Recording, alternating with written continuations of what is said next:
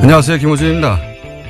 지난 주말 의사협회가 대한문 앞에서 문재인 케어에 반대하는 집회를 가졌습니다. 결국 병원 수입과 직결되는 의료 수가 문제죠. 민항기 조종사들이 파업을 하면 귀족 파업이라는 비판 여론이 있습니다. 하지만 노동에 적합한 대가를 요구할 권리는 누구에게나 있는 거죠. 생존권이 중요하지 않은 직종은 없습니다. 의사협회가 하나의 이익단체로 자신들의 생존권을 위해 정부를 상대로 집단 행동을 하는 것도 마찬가지입니다. 그들의 요구와 국민 의료비 부담을 덜어주겠다는 정책적 목표 사이에 타협점을 찾아내는 건 정부의 숙제고 능력이죠. 제가 가진 불만은 그 비대위 구성입니다. 최대집 투쟁위원장은 박근혜 전 대통령 석방을 목표로 하는 태극기 혁명 국민운동본부 대표로 지난 10월 18일 대한문 집회 연설에서 촛불 시민을 종북, 좌익으로 매도했었죠. 또한 자유통일해방군의 현직 대표로 문재인 하야와 북한 폭격을 주장하고 있으며 의사협회 이름으로 배포한 소식지 만화 작가는 세월호 비하, 위안부 소녀상 비하로 문제가 된 작가였습니다. 집회에 참여한 의사들은 이 사실을 알고도 있나요? 모든 생존권 투쟁은 그 자체로 정치적이죠. 하지만 일베와 극우는 정상적인 정치의 범주에서 제외해야 하는 거 아닙니까? 김원준 생각이었습니다.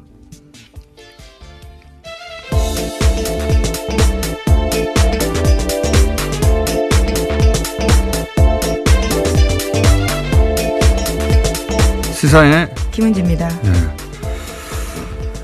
의사협회 집회 그 자체는 저는 문제가 없다고 생각하는데, 예. 예를 들어서 그 만화 작가는 SNS를 이런 식으로 하던 작가예요. 서울에서 가장 맛있는 돼지고기 집이라 단원한다. 여기서 단원은 단언 아니냐. 이렇게. 그런 논란이 불고 있었죠. 예. 그게 아니다. 단원고라고. 단원고 학생들을 명백하죠. 비하한 거고. 세월호에 대한 비하는 뭐 이유도 많습니다. 소녀상에 대해서도 머플러, 소녀상에 들러서 머플러 화제가 되니까 뭐 돈가스집, 오뎅집, 우동집, 수수집 앞마다 세워라. 그리고 피자도 배달시켜주고 잘생긴 소녀상도 옆에 세워줘라. 뭐 이런 비아냥을 해서 크게 논란이 됐던 전형적인 일베 작가인데 그 의협이 소식지로 투쟁이가 소식지로 뿌린 만화가 이분이 그린 거예요. 예. 투쟁위원장도 성향은 뭐 말할 것도 없이 자유 들어간 단체들은 다 극우 선양을 의심해 봐야 된다. 저희가 몇 번이나 얘기했었는데 자유통일해방군 네, 대표입니다. 네, 해방까지 들어갔네요. 네. 단체명 아주 스펙타클하지 않습니까? 자유통일해방. 예. 여기서 이제 북한 폭격하라든지 문재인 하야라든지 박근혜를 석방하라든지 지금도 주장하고 있는 박사모 중에서도 아주 극렬 박사모죠. 예. 모든 조직을 자기의 이제 정치적, 극우적 정치색을 구현하는 도구로 활용하신 분인데, 여비 이걸 알고서 투쟁위원장으로 한 건지, 예. 대정부 협상력을 높이는 게 아니라 정반대가 될 수 있다. 저는 그렇게 생각합니다. 자, 첫 번째 뉴스는 뭡니까? 네, 다스는 누구 겁니까? 라는 질문에 대해서요. 하나의 답이 나왔습니다. 이명박 전 대통령 집안에서 18년 동안 운전을 했던 인사의 이야기인데요. 다스는 이명박 전 대통령 거라는 겁니다. 해당 인사는 김종백 씨인데요. 이번 주 시사인 보도입니다. 김 씨는 1997년부터 2015년까지 이상은 회장의 운전기사였습니다. 요 사안은 저희가 이제 다음 주 월요일 주재 기자가 나와서 직접 자세히 얘기할 텐데 시사인 특종이니까 첫 번째로 소개하는군요. 아니, 굉장히 중요한 뉴스니까요. 중요한 뉴스이기도 하죠. 네. 왜냐하면은 과거 이제 정치인들 관련한 그 비위가 폭로되고 하는 것도 대부분 운전기사, 예, 운전기사가 사실은 굉장히 오랜 시간을 같이 하잖아요. 예, 그래서 이제 그쪽 통화라든가 더구나 이분은 18년간이나 집안일도 했었기 때문에 심부름. 네, 예. 집사 노릇을 했다라고 하는데요. 그래서 청와대를 오고 가는 데 있어서 메신저 역할도 했다고 합니다. 이분이 한 이야기 중에 제가 보기에 가장 중요한 것은 실제 실정법과 관련해서 다스 특검팀이 BBK 특검팀이 다스 비자금을 알고도 묻었다 이런 이야기는 여러 번 했는데 여기 관련된 이야기를 이분이 또 했어요. 그러니까 특검이 다스에 조사 나오는 거를 알고 있었고, 예, 압수수색할 것을. 예, 날짜까지 알고 있었다라는 겁니다. 그 직전에 트럭 세대 분량 서류를 직전에 파기했다 이런 이야기. 또 대통령 되기 전에도 다스에 대한 보고를 누가 특정해서 보고를 했고 이명박 전 대통령에게. 그리고 청와대에 있을 때도 신학수 감사와 이모 감사가 청와대 민정수석실 다스 담당자의 BBK 관련 보고를 하는 걸 본인이 봤다. 예, 이건 전원이 아니고 본인이 봤다는 겁니다. 예, 시간 장소가 특정되어 있기 때문에 굉장히 구체적인 진술들이 많습니다. 운전기사만이 할 수 있는 이야기들이죠. 직접 운전해서 갔기 때문에. 그리고 보고를 봤다는 거죠. 예. 예, 또 이번 주 시사인을 보시면요. 이 운전기사뿐만이 아니라 이명박 전 대통령을 운전했던 사람이 운전기사의 또 다른 인터뷰도 실려 있는데요. 네, 운전기사 두 번을 인터뷰했더라고요. 예. 예. 그 운전기사 잡기가 쉽지 않은데 그 주준이는 악마예요. 열심히 취재하고 있습니다. 자, 그리고 JTBC도 지금 다스 관련해서는 뉴스공장과 JTBC가 사실은 거의 시사인이 또 같이 하고 있는데요. 네, 시사인 띄워줄게요. 이렇게 빼놓으시길래 깜짝 놀랐습니다. 네, 시사인이 소스를 가져오죠. 예. 조지르 기자가. 자, 보도를 계속하고 있는데 어제 재밌는 보도가 하나 나왔습니다. JTBC에서. 네, 또 다스와 관련된 소식들이 있는데요. 이명박 전 대통령의 선거에서 다스 직원들이 조직적으로 동원된 정황이 있다라는 겁니다. 1996년에 서울 종로 국회의원 선거, 2002년 서울시장 선거에서 다스 직원 십수 명이 동원됐다라는 복수의 증언을 확보했다는 건데요. 선거에 동원된 직원들의 급여도 다스에서 나갔다라고 합니다. 다스 취재가 왜 다른 곳에서 잘 안 나오냐면 굉장히 어려워요. 왜냐하면 벌써 5년 전 특검을 받았고 그때 문제가 되는 건 다 털었단 말이죠. 다 털었는지는 아니지만 대다수가 털렸고. 그러다 보니까 이 BBK 사건에 이런 건 10몇 년 전이고 5년 전에 이미 한번 특검을 받았던 곳이고 그리고 그때 대통령이 직접 커버를 했고 그러다 보니까 증거인멸이 굉장히 꼼꼼하게 잘 됐어요. 예를 들어 주진희 기자처럼 거의 10년 가까이 이 사안을 파고 있었다든가 그렇지 않으면은 새로운 사실 밝혀내기가 쉽지 않은 사안이다. 근데 이 JTBC가 어제 얘기한 선거 때 다스 직원이 동원됐다. 다스의 주인도 아닌데 게다가 그 급여는 다스에서 나갔다. 네, 돈도 줬다라는 거죠. 네, 이게 이제 실정법만 따지면 선거법 위반이지만 이제 공소시효는 그건 다 됐고 중요한 건 그 실정법 위반 부분이 아니라 선거법 위반 부분이 아니라 이랬다는 얘기는 이제 다스 실소유주를 또 한 번 드러내는 정황인 거죠. 실소유주가 되면 도곡동 땅의 주인이 되기도 하고 그리고 BBK 주인이 되기도 하고 동시에 그렇다면 옵셔널 벤처스의 주가 조작에 최소한 공범이 되는 건데 그 실소유주가 이건 공소시효가 남았어요. 그리고 이제 120억 비자금 관련해서도 공소시효가 2월 말까지 남아있고. 네, 얼마 안 남았습니다. 요 사안들은 급여가 다스에서 나갔다 이 자체가 중요한 게 아니라 이런 공소시효가 남아있는 범죄의 정황 증거가 될 수 있는 증인들이 될 수 있는 사안들인 거죠. 그리고 이제 더 재미있는 뉴스는 자서전 얘기도 나왔어요. JTBC에서. 네, 그렇죠. 좀 깨알 같은 뉴스인데요. 이명박 전 대통령의 자서전인 신화는 없다라고 있습니다. 95년에 발간됐는데 당대 베스트셀러였거든요. 그런데 당시에 다스가 나서서 대량으로 구매했다라는 겁니다. 저는 특히 재밌었던 증언이요. 다스 관계자에 따르면 직원들이 이 책에 이명박 대통령 사인을 대신했다라는 건데요. 이게 책이 너무 많아서 직원들이 차에다가 뒀을 정도였다라는 거고요. 남은 책들은 경주 지역에 무료로 나눠줬다라고 합니다. 왜 안 그랬겠어요. 예.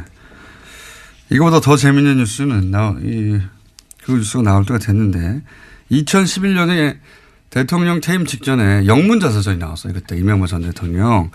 근데 이제 영문자서전이 나왔으니까 아마존 서점에 서평 리뷰가 있었지 않겠습니까? 초반에는 저는 이걸 실시간으로 봤었는데 초반에는 대략 40여 개의 댓글이 있었습니다. 네. 기사를 찾아보면 정확한 개수 나올 텐데 제가 기억하기로는 그 중에 35개가 빵점이에요. 별 하나밖에 줄 수 없기 때문에 별 없는 게 아니라 사실상 빵점이죠. 근데 한 달 후에 별 5개가 120여 개가 붙습니다. 갑자기. 예. 별 4개가 한번 20, 30개 붙고. 근데 이 별 5개라는 건 감동을 받았다는 거잖아요. 근데 리뷰가 한 줄이에요. 너무 좋다. 뭐 이런 거. 바보 같은 영어들 있죠? 예. 댓글 부대가 확실하다. 당시 아마 좀 서평란에 댓글 부대가 진출했다. 예, 지금 다시 가서 한번 확인해 보고 싶네요. 여전히 네. 그게 있는지요. 네. 그리고 그 별 5개 준 한 줄짜리 댓글, 그러니까 리뷰를 쓴 사람들은 다 그게 첫 리뷰였어요. 가입하고. 예. 대량 가입해서 대량 리뷰를 썼다.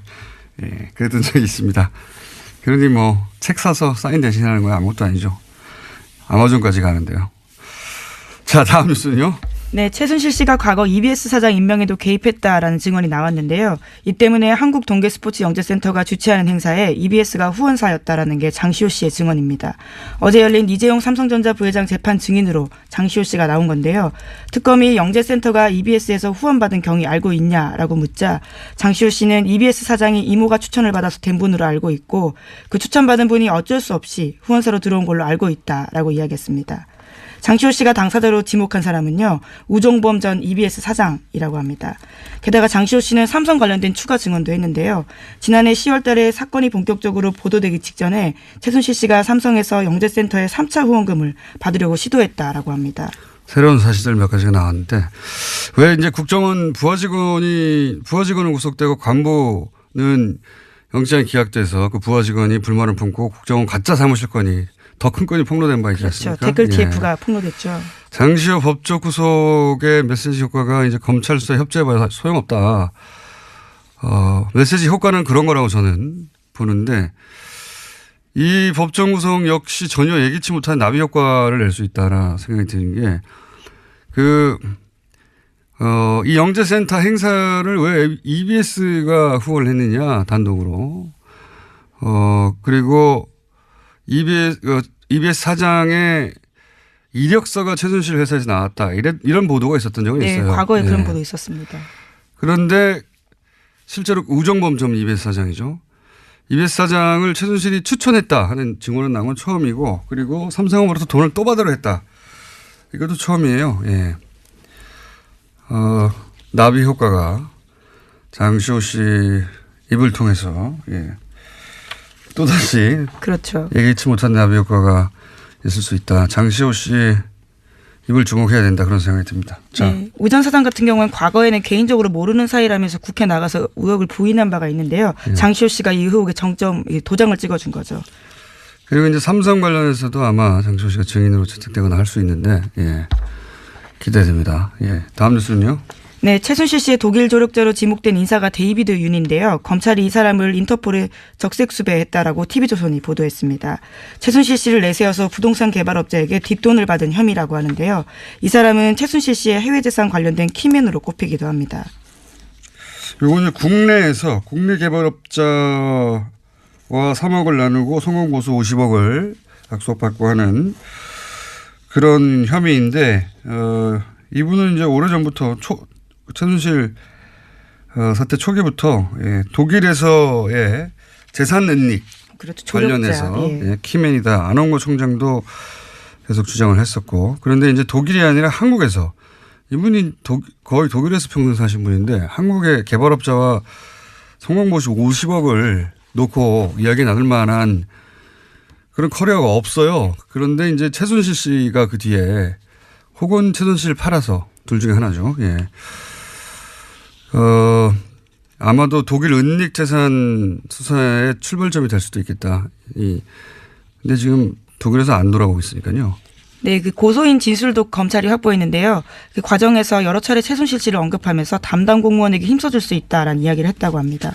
그러면서 국토부 관계자들과 접촉한 정황도 있다라고 합니다.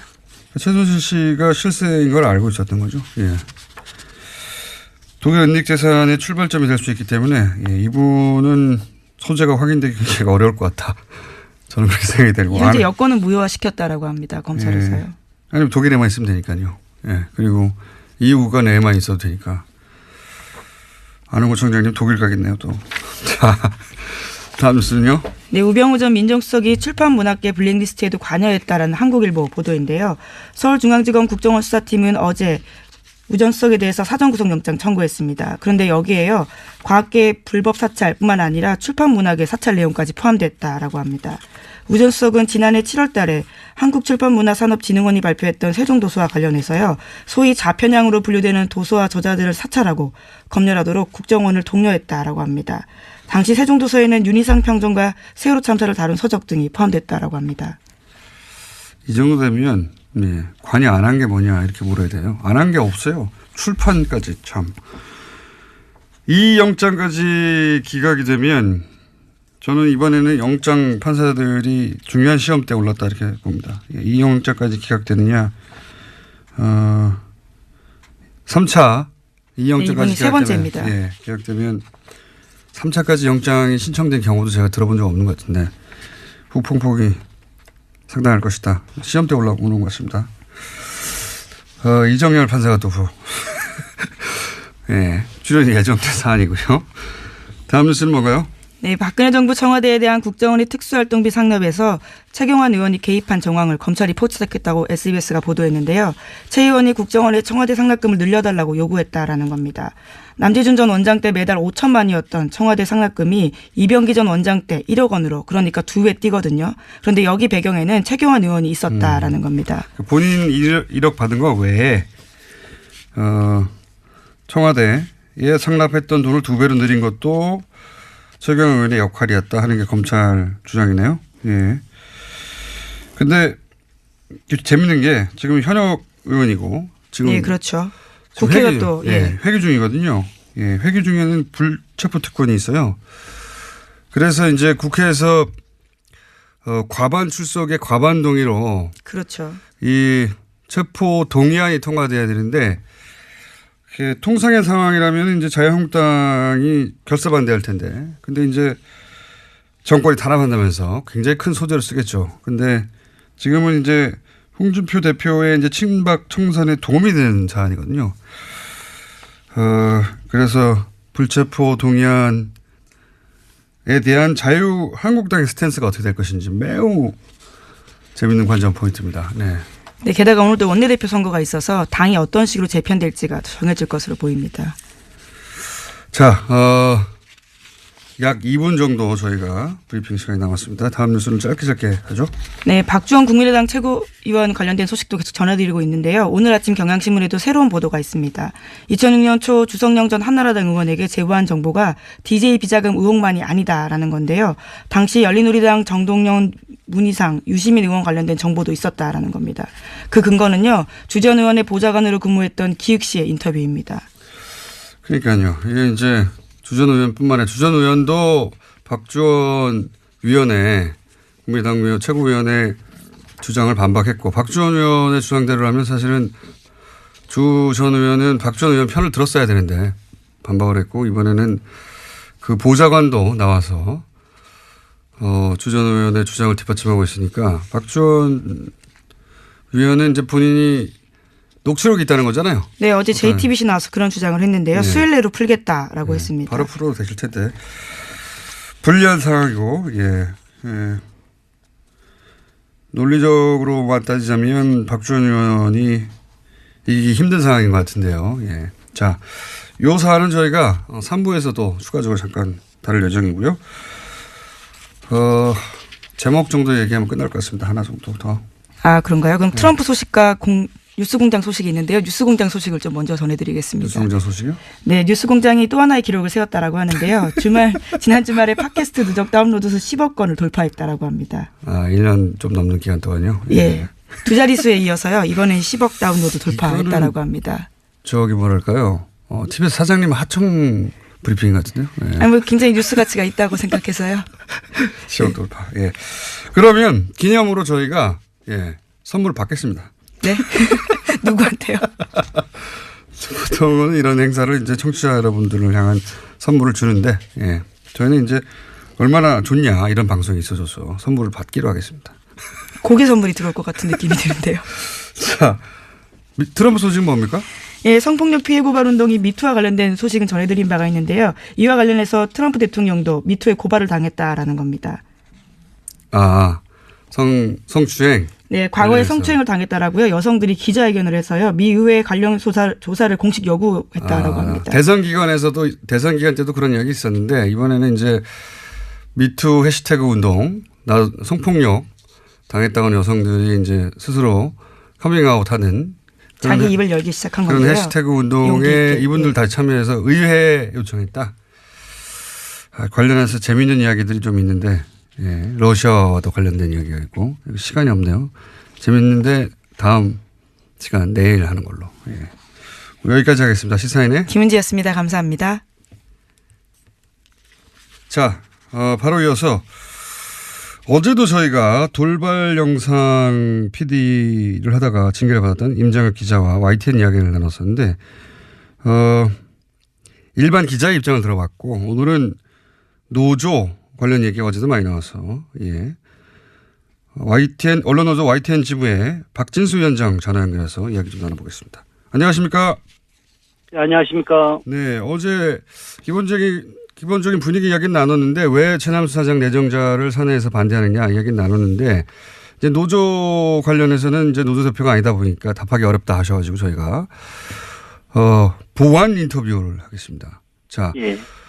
비대 체제로 전환했다. YTN이 이게 무슨 의미입니까? 뭐가 달라지나요? 예, 정식 명칭 비상대책위원회고요. 네. YTN 살리기 이 체제 전환이라는 건 결국 회사가 위기라고 저희는 판단한 겁니다. 네. 지난 부적격자인 최남수 사장 내정을 막고 사내 적폐 세력들의 퇴진 역시는 더 이상 방법이 없다. 따라서 이를 위해서 구성원들과 함께 요구하고 주장하고 같이 힘을 모으겠다. 간단히 말하면 이제 총력투쟁하겠다. 뭐 이 뜻으로 보시면 되고요. 이것이 YTN 바로 세우기를 위해서 불가피한 선택이라는 것이 저희들의 판단이고 구성원들의 요구입니다. 게다가 뭐 MBC에서는 이제 그 사장이 선임됐고 KBS도 이제 예, 이사 한 분이 아마도 해임이 될 것 같으니까 예. 여야 숫자가 바뀌어서 KBS 문제도 일단락이 될 것 같은데요. 길이 보이는데 그런데 YTN에서 어제도 그 임장혁 기자가 잠깐 얘기하긴 했습니다만 노조의 공식 입장을 듣고 싶은데 최남수 사장 내정자를 반대하는 이유는 뭔가요? 크게 이제 두 가지로 설명드릴 수 있겠는데요. 첫 번째는 저희가 이명박근혜 정권 9년 동안 언론장악을 가장 고통받았던 언론사 아니겠습니까? 이런 곳의 사장의 최우선 과제는 구체제, 따라서 이 적폐 청산을 어떻게 실행할 의지가 있는가와 변화와 개혁을 할 수 있는가 이 부분입니다. 그러나 이 부분, 이 최남수 내정자 입후보 때부터 저희는 반대했던 것이 이분이 YTN에 어려울 때 계속 뭐 두 번이나 뛰쳐나갔고 또 소위 이제 저희는 탈영병이라고 부르는데요. 탈영병. 회사와 조직에 대한 이해가 없고 재건을 할 적임자가 아니라는 판단입니다. 결국 그렇기 때문에 청산도 변화와 개혁도 어렵다는 것이 이제 저희들의 생각이고요. 주장입니다. 또 하나는 이분의 과거 행적인데요. 이분이 그 머니투데이 MTN이라는 경제방송 시절에 보도본부장, 부사장, 사장까지 역임을 했어요. 네. 그런데 본부장 시절 지금 칼럼이 대거 확인되고 있는데요. 어제도 뭐 임장혁 기자가 말씀드렸지만 이명박 재산 헌납 발표에 뭐 위대한 부자의 아름다운 선행이라고 한다든가 예. 4대강을 잘 마무리해서 자전거도로 연결되는 것이 꿈만 같다고 이렇게 얘기를 한다든가 꿈만 같다. 그리고 허위사실로 밝혀진 노무현 논두렁식의 이런 걸 조롱한다든가 도저히 개혁 인사라고도 볼 수 없고 그리고 촛불항쟁의 결과물로 나타난 리더인지 납득이 안 간다는 거죠. 그리고 그 칼럼 쓴 시기가 공교롭게도 그 YTN 제일 이명박 정부한테 유린당하고 힘들 때 어제 그 임장혁 기자, 노종면 기자 이런 분이 불법 체포당하고 제일 고초 심할 때였어요. 이건 기자들이 체포됐었죠 그때. 아예 YTN 예, 체포됐었죠. 예, 그런 상황이었기 때문에 이걸 정서적으로 우리가 과연 감당하고 이해하겠는가 이런 부분입니다.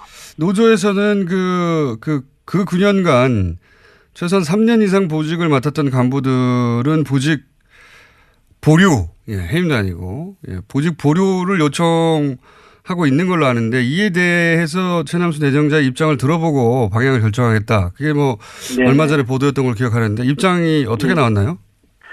참 어렵게 협상은 했는데요. 예. 최남수 씨하고 제가 지금 지난 만 8년이죠. YTN 보도 공정성이 훼손됐고 노사관계가 심각하게 문제가 있다는 것은 서로 동의를 했어요. 예. 그런데 여기에 책임있던 인사들에 대해서 이 체제에서 주요 실국장을 맡거나 보직을 누렸던 간부들, 그것도 3년 이상에 누렸던 간부들에게 그 이제 재건 YTN 바로 세우기 위원회라든가 말은 여러 가지가 있는데요. 가칭인데 설립하는 기구에서 결정이 나올 때까지 보직을 잠정 보류해달라는 거였습니다. 그러니까 간부들도 노조도 아닌 제3의 기구를 두고 거기서 결론이 날 때까지 기다려달라. 예. 예. 그랬는데 네, 또 거부한 거죠. 도저히 할 수가 없다. 그리고 이제 최남수 내정자의 입장 같은 경우는 결국 일부 조력자를 비호하는 느낌을 받고 본인은 양심상 안 된다고 하는데 결국에 그러면 적폐청산을 실행에 대한 의지가 있는가? 그리고 구체제 인사들과 손잡고 가겠다는 의사가 아닌가 이렇게 저는 판단하고 있습니다.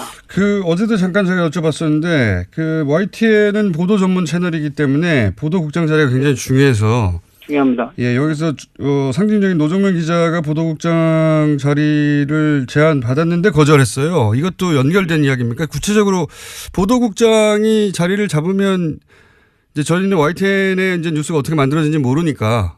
네네. 보도국장 자리로 그게 가능하지 않겠나라고 생각하기 일반의 생각인데 그렇지만은 않은가 보죠? 밖에서 보면 그럴 수 있을 것 같은데요. 예. 제가 우리 김어준 총수께 역으로 질문 하나 드리면요. 예. 김어준 총수가 프로그램 진행하는데 예를 들어 이명박 씨가 사장이면 그게 가능합니까? 프로그램에 못 오죠, 제가. 예, 그렇다는 거죠. 결국에 이 보도국 정상화와 YTN 정상화는 별개일 수 없다는 얘기입니다.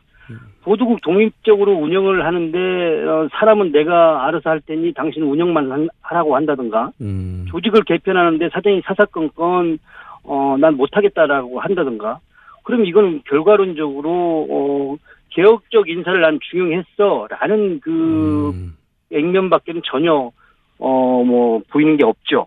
개혁은 이루어질 수도 없고요. 한 사람이 가서 보도국 전체를 바꿀 수가 없다. 그럼요. 예, 톱니바퀴가 이루어져야 된다고 저희는 보고 있는 것이죠. 그런데 중간 간부들이나 3년 이상 보직을 맡은 간부들에서는 그대로 보직을 두려고 하기 때문에 그 의지가 의심스럽고 이렇게. 네, 맞습니다. 그래서 이제 기자 한 명 거기 상징적으로 꽂는 것으로 대충 타협하고 넘어갈 일이 아니다. 이런 이야기네요. 예, 맞습니다. 그러면 마지막 질문인데요. 그러면 이제 비대위 체제로 바뀌어서 어떻게 하는 건가요?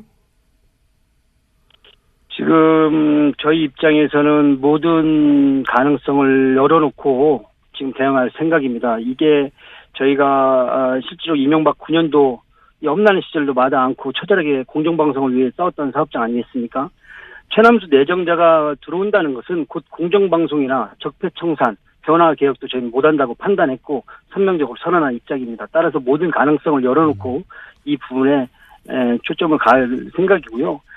저희 지금 비대위가 우리 회사의 직능단체 그리고 주니어 그룹들 더불어 전직 집행부가 대거 참여한 광범위한 조직이기 때문에 향후 이런 투쟁에 맞서서 냉정하고 그리고 이 가능성을 결과물이 나올 수 있도록 이렇게 투쟁하겠습니다.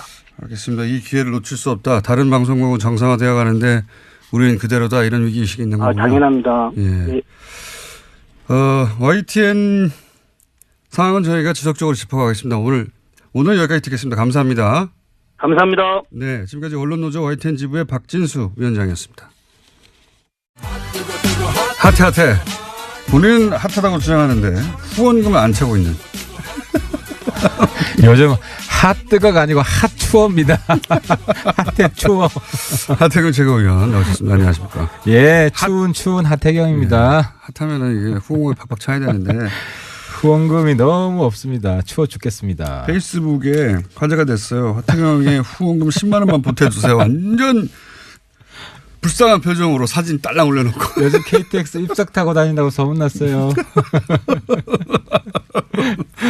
자, 하태경 의원을 혹시라도 지지하시는 분들은 방송을 듣는 즉시 10만 원까지 돌려받거든요. 예, 그래서 그렇습니다. 예. 그래서 10만 원들을 다 얘기하는 거고요.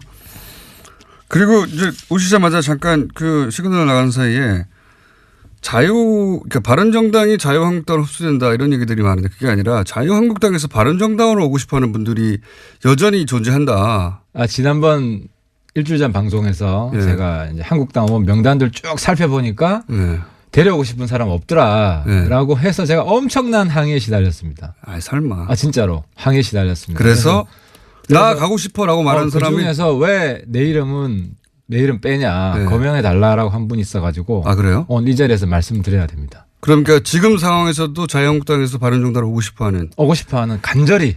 근데 못 오는 거 보고 비례대표인가 보죠? 너무 루치가 빠르죠? 예, 너무 대단하시네. 비례고요. 네. 뭐 익히 아는 분들도 있을 텐데 좀 잊혀졌어요 최근에. 예. 김연아 의원. 네. 김연아 의원께서 왜 내 이름을 빼냐. 그래서 앞으로 우리 의총에도 참석하고 싶다. 연락해달라. 의총에 자유한국당 소속이지만 바른정당 그렇습니다. 의총. 예. 바른정당 의총이야 뭐 길거리에서 복도에서 만나면 의총 된다면서요. 근데 김연아는 정말 여장부예요. 알겠습니다. 얼마나 그 등살에 시달리는데. 어느 날 한번 같이 바이 게스트로 해가지고 같이 한번 모시고 나오시죠. 좋죠. 예. 김연아 굉장히 코너 안에서 내가 미니 코너를 하겠다고 해서 모시고 나와도 좋습니다. 자, 어쨌든 후원금 없다는 얘기 했고요. 돈 없다!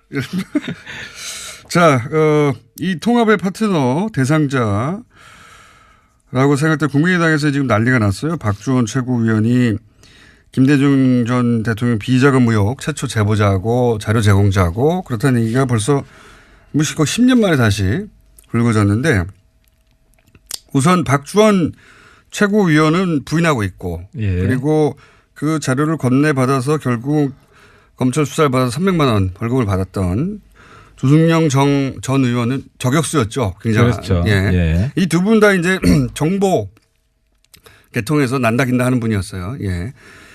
조승영 의원은 무슨 소리냐. 검찰 기록에도 다 있고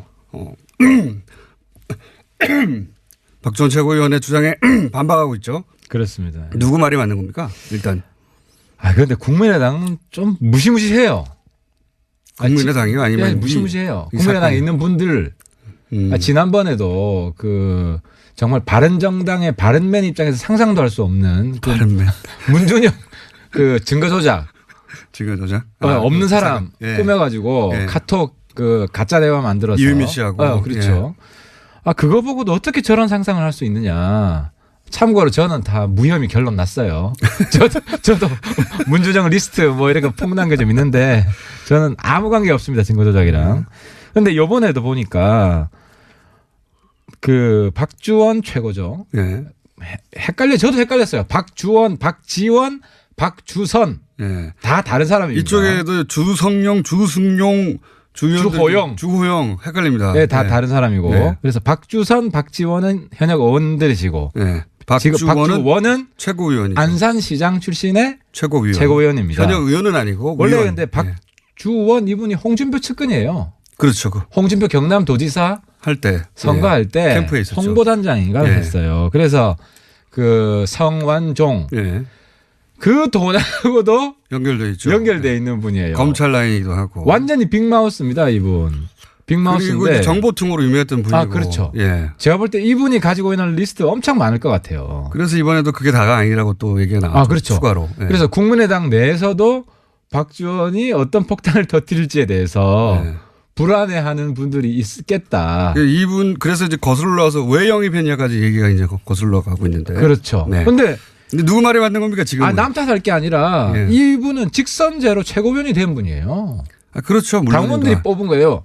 근데 이제 그 당원들이 박주원 최고위원이 이제 친 안철수계로 분류되고 하니까. 본인은 이제 친한 결이라고 이제 표방을 해왔죠. 왜냐하면 최고위원 당선되기 위해서는 안 대표 표가 필요하니까. 어쨌든 영입도 안철수 대표가 했어요. 예. 근데 아무튼 이번에 전 안 대표 칭찬 좀 할게요. 제가 욕 들을 것 같은데. 지난번에 이유미 증거 조작 때는 막 허둥지둥 대다가 실기하고 욕 다 들었잖아요. 나중에 사과했는데 한참 타이밍 늦었고. 또 이번에는 최고위원 바로 사퇴시켰어요. 알고 있었나요? 그러니까 신속하고 단호하게. 그러니까 제가 볼 때는 안 대표가. 근데 그 파장이 다르지 않습니까?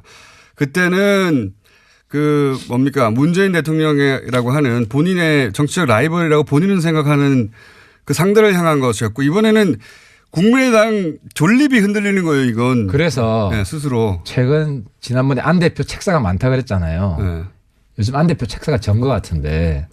왜냐하면 제가 반한국당 연대 해야 된다. 반문연대 아니다. 며칠 뒤에 안 대표가 반한국당 연대다. 바른정당 연대는 성격을 분명히 했어요. 당분간은. 자유한국당이 해체되기 전에는. 그래서 예. 제가 이제 안 대표한테 팁을 하나 더 드리면 국민의당 내에서 DJ 정신을 훼손하는 사람은 가만두지 않겠다. 단호하게 선언해야 됩니다. 말하면 뭐합니까? 이미 이런 일이 벌어졌는데. 아니 최고위원 날렸잖아. 사후 약방문. 아 최고위원 이미 몰랐기 때문에 몰랐다고 쳐줘야지. 이걸 몰랐다고 쳐줘야지. 아니 이런 얘기는 사실 정가에서는 오래전부터 있었어요. 그거는 우리 정보통만 알지. 우리는 잘 몰라요. 최순실도 사전에 몰랐던 우리 같은 사람 잘 몰랐던 거고. 의원님만 모르는 겁니다. 그러면 이번에 DJ 정신을 훼손하는 사람 단호하게 척결한다는 분명히 그리고 하고. 한 가지 오해라기보다는 이제 말장난이라고 그러는데 그걸 짚고 넘어가면 자유한국당과 통합한다는 게 아닙니다. 자유한국당 이후에 어떤 모델과 통합한다는 거지. 보수를 흡수하는. 그러니까 자꾸 반자유한국당이라고 그러니까 보수하고는 연결 안 되나 보다 이렇게 자꾸 생각하는데 그게 아니라 국민의당도 그리고 아마도 바른정당도 자유한국당 이후의 보수 지형을 그러니까. 어떻게 거기서 서보겠다는 거 아닙니까? 또 자유한국당은 보수가 아니다. 그러니까 하태가 반자유한국당은 중요하지 않다는 거죠. 그 이후에 보수 지형을 내가 먹겠다 이거 아닙니까? 바른 보수. 예. 바른 솔직히 제가 볼 때는요. 박지원 대표도 보수고 안철수 대표도 보수예요. 별 차이 없어요. 박지원 대표하고 안철수 대표를 그렇게 비교하면 한쪽은 보수는 아니죠. 심지어 내 이야기해서 내가 보수층한테 욕을 엄청 들었는데 DJ도 보수의 선배다. 보수적인 분이 그러니까 우리나라 지형으로 보면 엄청 진보적인데 유럽적 기준으로 보면 그냥 중도 보수입니다. 그게 아니라 DJ는. 우리가 대학 다닐 때 YS, DJ 둘 다 보수 야당이라 욕했어요 우리가. 본인의 카밍아웃인데 이거는. 당시에 우리가 둘 다 보수 야당이라 욕했는데. 주사파에 몸담았던 분으로서. 본인의 카밍아웃 아닙니까 이거. 햇볕 정책하고 나서부터 바뀐 거예요 이게. 다시 돌아가죠. 최고인데 주성영 전 의원 말이 맞습니까? 박주원 최고위원 말이 맞습니까? 사실 누구 말이 맞든 간에 어쨌든 누구 말이 맞나? DJ를 모독한 사람은 호남의 친구로서 이건 도저히 용납할 수 없지. 누구 말이 맞나요? 누구 말이? 더 맞을 것 같다. 개인적인 생각은. 지금 아무래도 주성영 대표 쪽에 말이 맞겠죠. 굉장히 어렵게 얘기해요. 이 사건으로 가장 이득을 보는 쪽은 누굽니까? 안철수계 혹은 반통합파. 저는 안철수 대표, 박지원 둘 다 이득을 본다고 봅니다. 왜냐하면 박지원 대표는 단호하게 이 문제를 지적을 처음에 한 사람으로서 호남을 대변하고 있다는 이미지를 얻었고 안철수 대표도 신속하게 단호하게 최고위원 사퇴를 시킴으로써 안초딩에서 이제 안중딩 정도로 올랐다. 근데 초반에는 또 이것이 이제 음모론의 일부 있다는 식의 뉘앙스로 말했기 때문에 맨 처음에는 욕을 먹었어요, 사실은. 처음에 작전은 그랬던 것 같아요. 네. 이 건을 꺼내면 안 대표가 또 과거처럼 제대로 대응을 못하고 우왕좌왕 하다가 박지원하고 일종의 결탁한 박지원을 도와주는 이런 식으로 몰 수 있지 않을까. 꺼내면이라는 건 꺼낸 주체가 누구라고 보시는 겁니까? 그럼 반통합파가 꺼냈다? 통합 반통합이라기보다는 누가 좀 애매해요. 그러니까 누가 꺼냈잖아요. 작전 실패 제가 볼 때는. 실패한 작전이에요 이거는. 실패한 작전이요? 이게 통합 반통합으로 갈 수가 없어요. 왜냐하면 안 대표가 박지원을 옹호해야지 통합 반통합으로 가는데. 옹호할 수는 없죠. 누구도. 그런데 이제 단호했다는 거지 신속하고. 근데 이미 벌써 사람들 대중의 머릿속에는 저쪽 소위 이제 통합파는 그런 인물 일색이다. 사실이든 아니든 간에 그런 이미지가 바뀌었기 때문에 타격은 입었죠. 그러니까 일색일 수가 없는 게. 물론 다 일색은 아닌데. 그렇게 뭐라고 싶은 마음은 내가 알겠으나. 그런 이미지가 굉장히 큰 사건이니까. 그러니까 반 DJ 이미지를 자꾸 심으려고 하겠죠. 그게 누가 꺼냈을까요 그러면? 꺼냈다는 표현을 쓰셨길래. 그러니까 이제 추리소설 너무 많이 읽으면 안 된다니까. 내가 지금 들으신 게 아무도 없어요 혹시?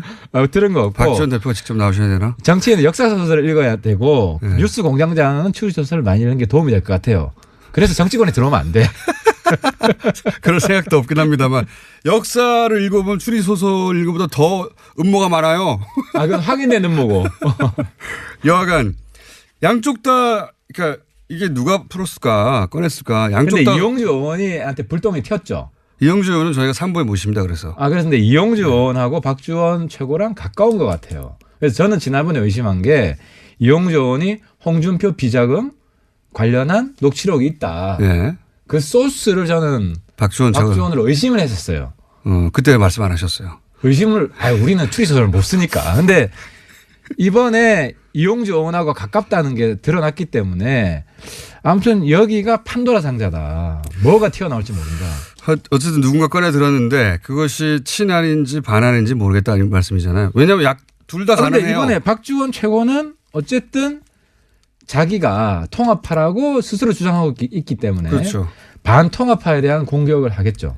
근데 이제 이게 반통합파가 통합하지 말라고 꺼낸 카드라고 해석하는 게 일반적인데 한편으로는 야 이걸로 갈라 쓰자 아예.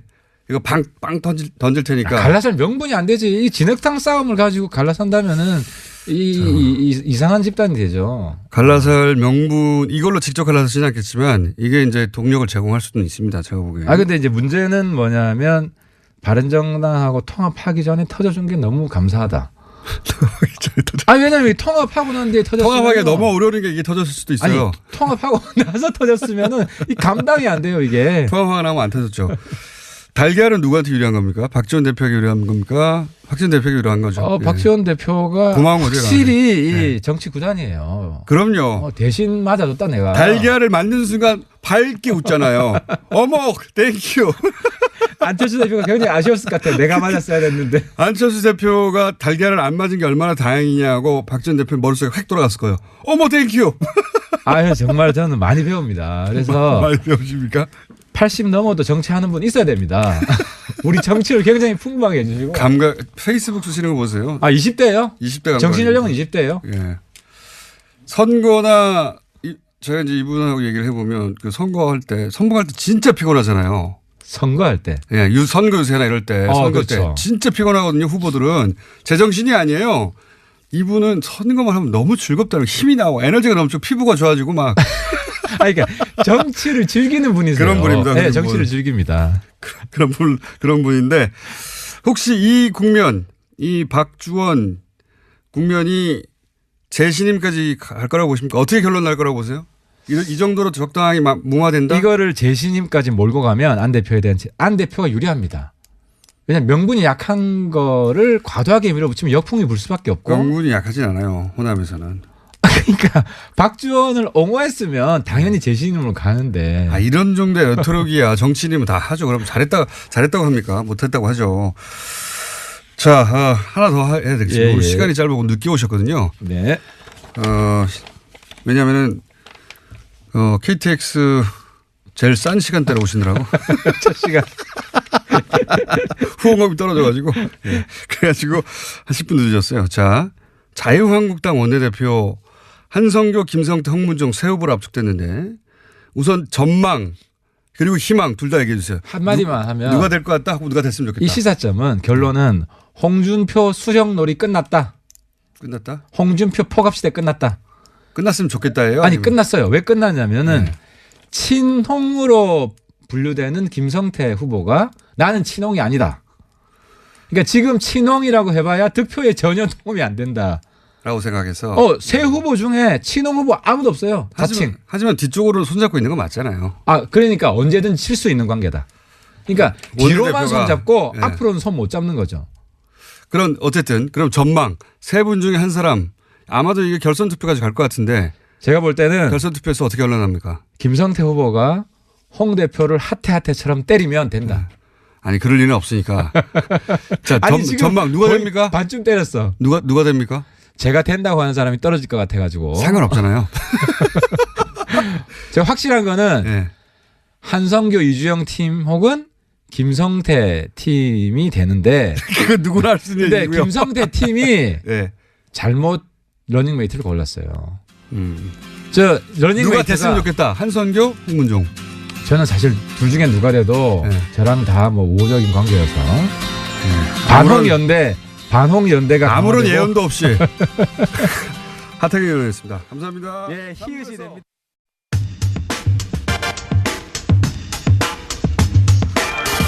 김대중 전 대통령 비자금 제보 당사자 의혹을 받는 박주원 국민의당 최고위원이 이 폭로의 배후로 이용주 의원을, 같은 당 이용주 의원을 지목했습니다.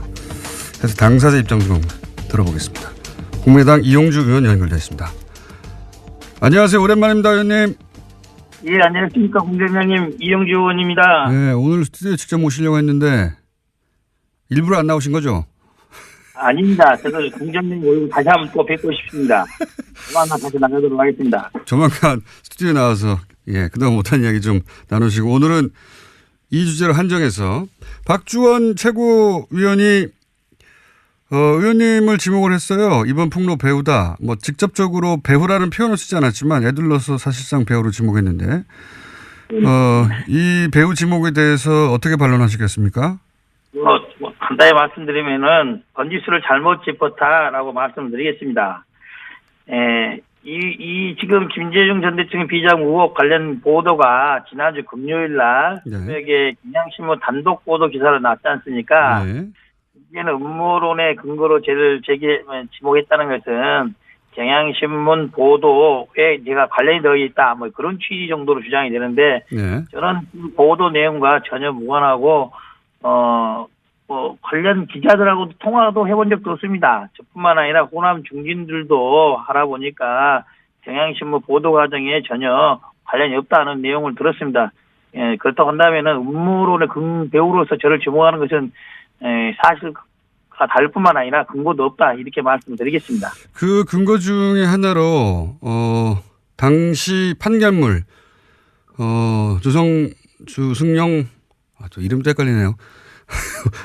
방금 전에 얘기했었는데 주 전 의원 판결문을 의원님이 요청했다. 이런 얘기가 있거든요. 이 판결문을 요청하신 게 이제 이 선우가 중요한데, 금요일 날 단독 보도 이후에 요청을 하신 건가요? 그건 뭐 객관적으로 확인이 되고요. 그전에 뭐 제가 이걸 뭐 요청할 리도 없고, 금요일 날 오전에 이미 언론에서 대대적으로 문제가 제기돼 있었고, 네. 거기에 대해서 박주원 최고위원께서 나름대로 자료를 준 거는 맞는데 김대중 대통령 자료다라고 준 건 아니다, 이렇게 해명을 했지 않습니까? 네. 그래서 그 내용 중에 보면은 주성용 전 의원의 명예훼손 사건에 대한 판결이 있다는 것이 언급이 되어 있습니다. 네네. 법사위 간사이기도 하고 오후에 요청이 예정되어 있어서 어떤 내용인지 확인하기 위해 공식적인 절차를 밟아서 법무부에 주성용 전 의원의 명예훼손 판결문 좀 자료 제출해달라고 해서 받았습니다.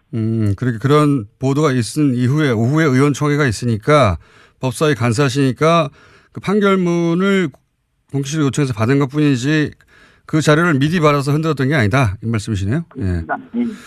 그 판결문에는 어떻게 나와 있습니까? 이 관련해서. 그 판결문 보면은 뭐 요지가 이겁니다. 주성용 전 의원이 검찰 관계자로부터 100억 CD 등을 받았고 제공한 검찰 관계자가 이 자료는 김대중 전 대통령의 비자금 관련된 자료다라고 해서 주었다는 내용이 판결문에 나타나 있습니다.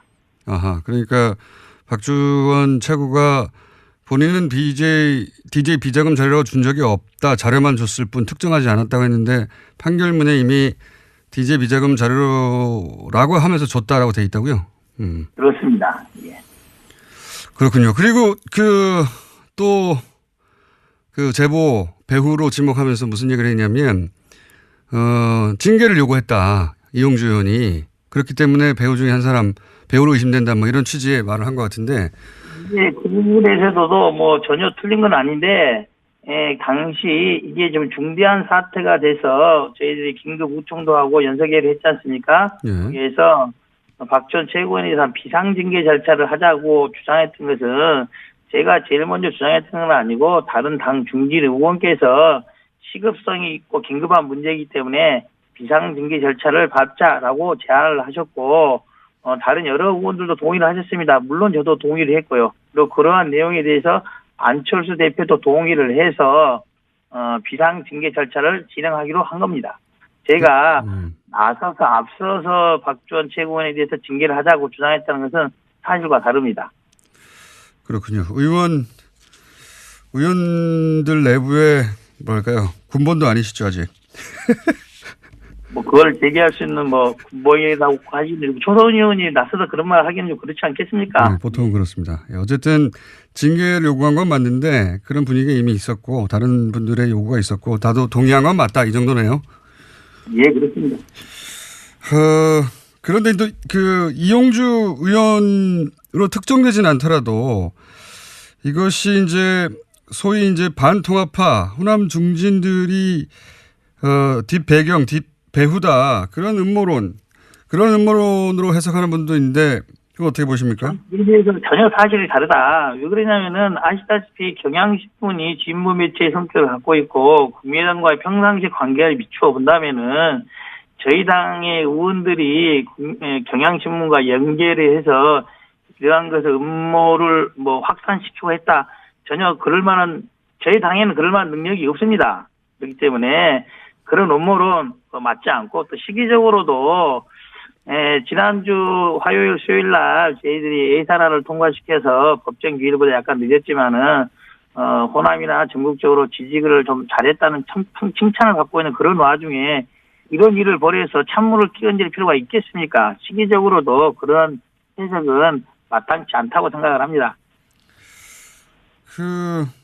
이렇게 생각할 수 있지 않습니까? 통합파의 동력을 상실시키려고, 그러니까 힘을 빼려고, 예. 왜냐하면 박지원 최고가, 통합파 지도부 일원이기 때문에, 뭐 그런 추정을 하는 건 자연스러운 것 같은데요. 최고위원으로서 지도부에 있는 건 맞지만은, 통합을 주도하고 있는 게 박지원 최고위원이라고 보지는 않고, 실질적으로 통합에 대해서 뜻을 굳게 갖고 있는 것은 안철수 대표라고 봐야겠죠. 예. 네, 안철수 대표가 굳은 뜻을 갖고 있고 박지원 최고도 통합파가 맞기 때문에 지도부를 흔들기에는 좋은 소지 아닙니까? 그래서 이제 음모론이 나오는 것 같은데. 모르겠습니다. 이제 금요일 날 언론 보도 과정에는 관여되지 않은 것은 분명하고 그 이후의 대처에 있어서는 그런 생각을 할 수도 있을 것입니다. 이런 박지원 최고의 적절치 못한 이런 전력 등에 대해서 통합에 반대하는 사람들이 그런 것을 주제로 해서 뭐 공격을 하거나 하는 것은 가능하겠죠. 하지만은 그럴 목적으로 지난주 금요일 날 경향신문에 이런 의혹을 제기했다는 것은 어불성설입니다.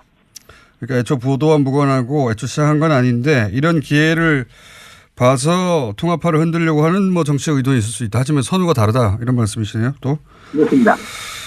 이건 어떻게 보십니까? 이런 일이 벌어질 줄 알았다라고 이제 주장하는 분들도 있습니다. 안철수 대표 주변에 특히 통합파들이 뭐 주변에 누가 친이계다라고 표현은 하진 않지만 친이계 출신이 많아서 이게 바른정당과 통합에 적극적이다. 이렇게 해석하는 시각에 대해서는 어떻게 보십니까?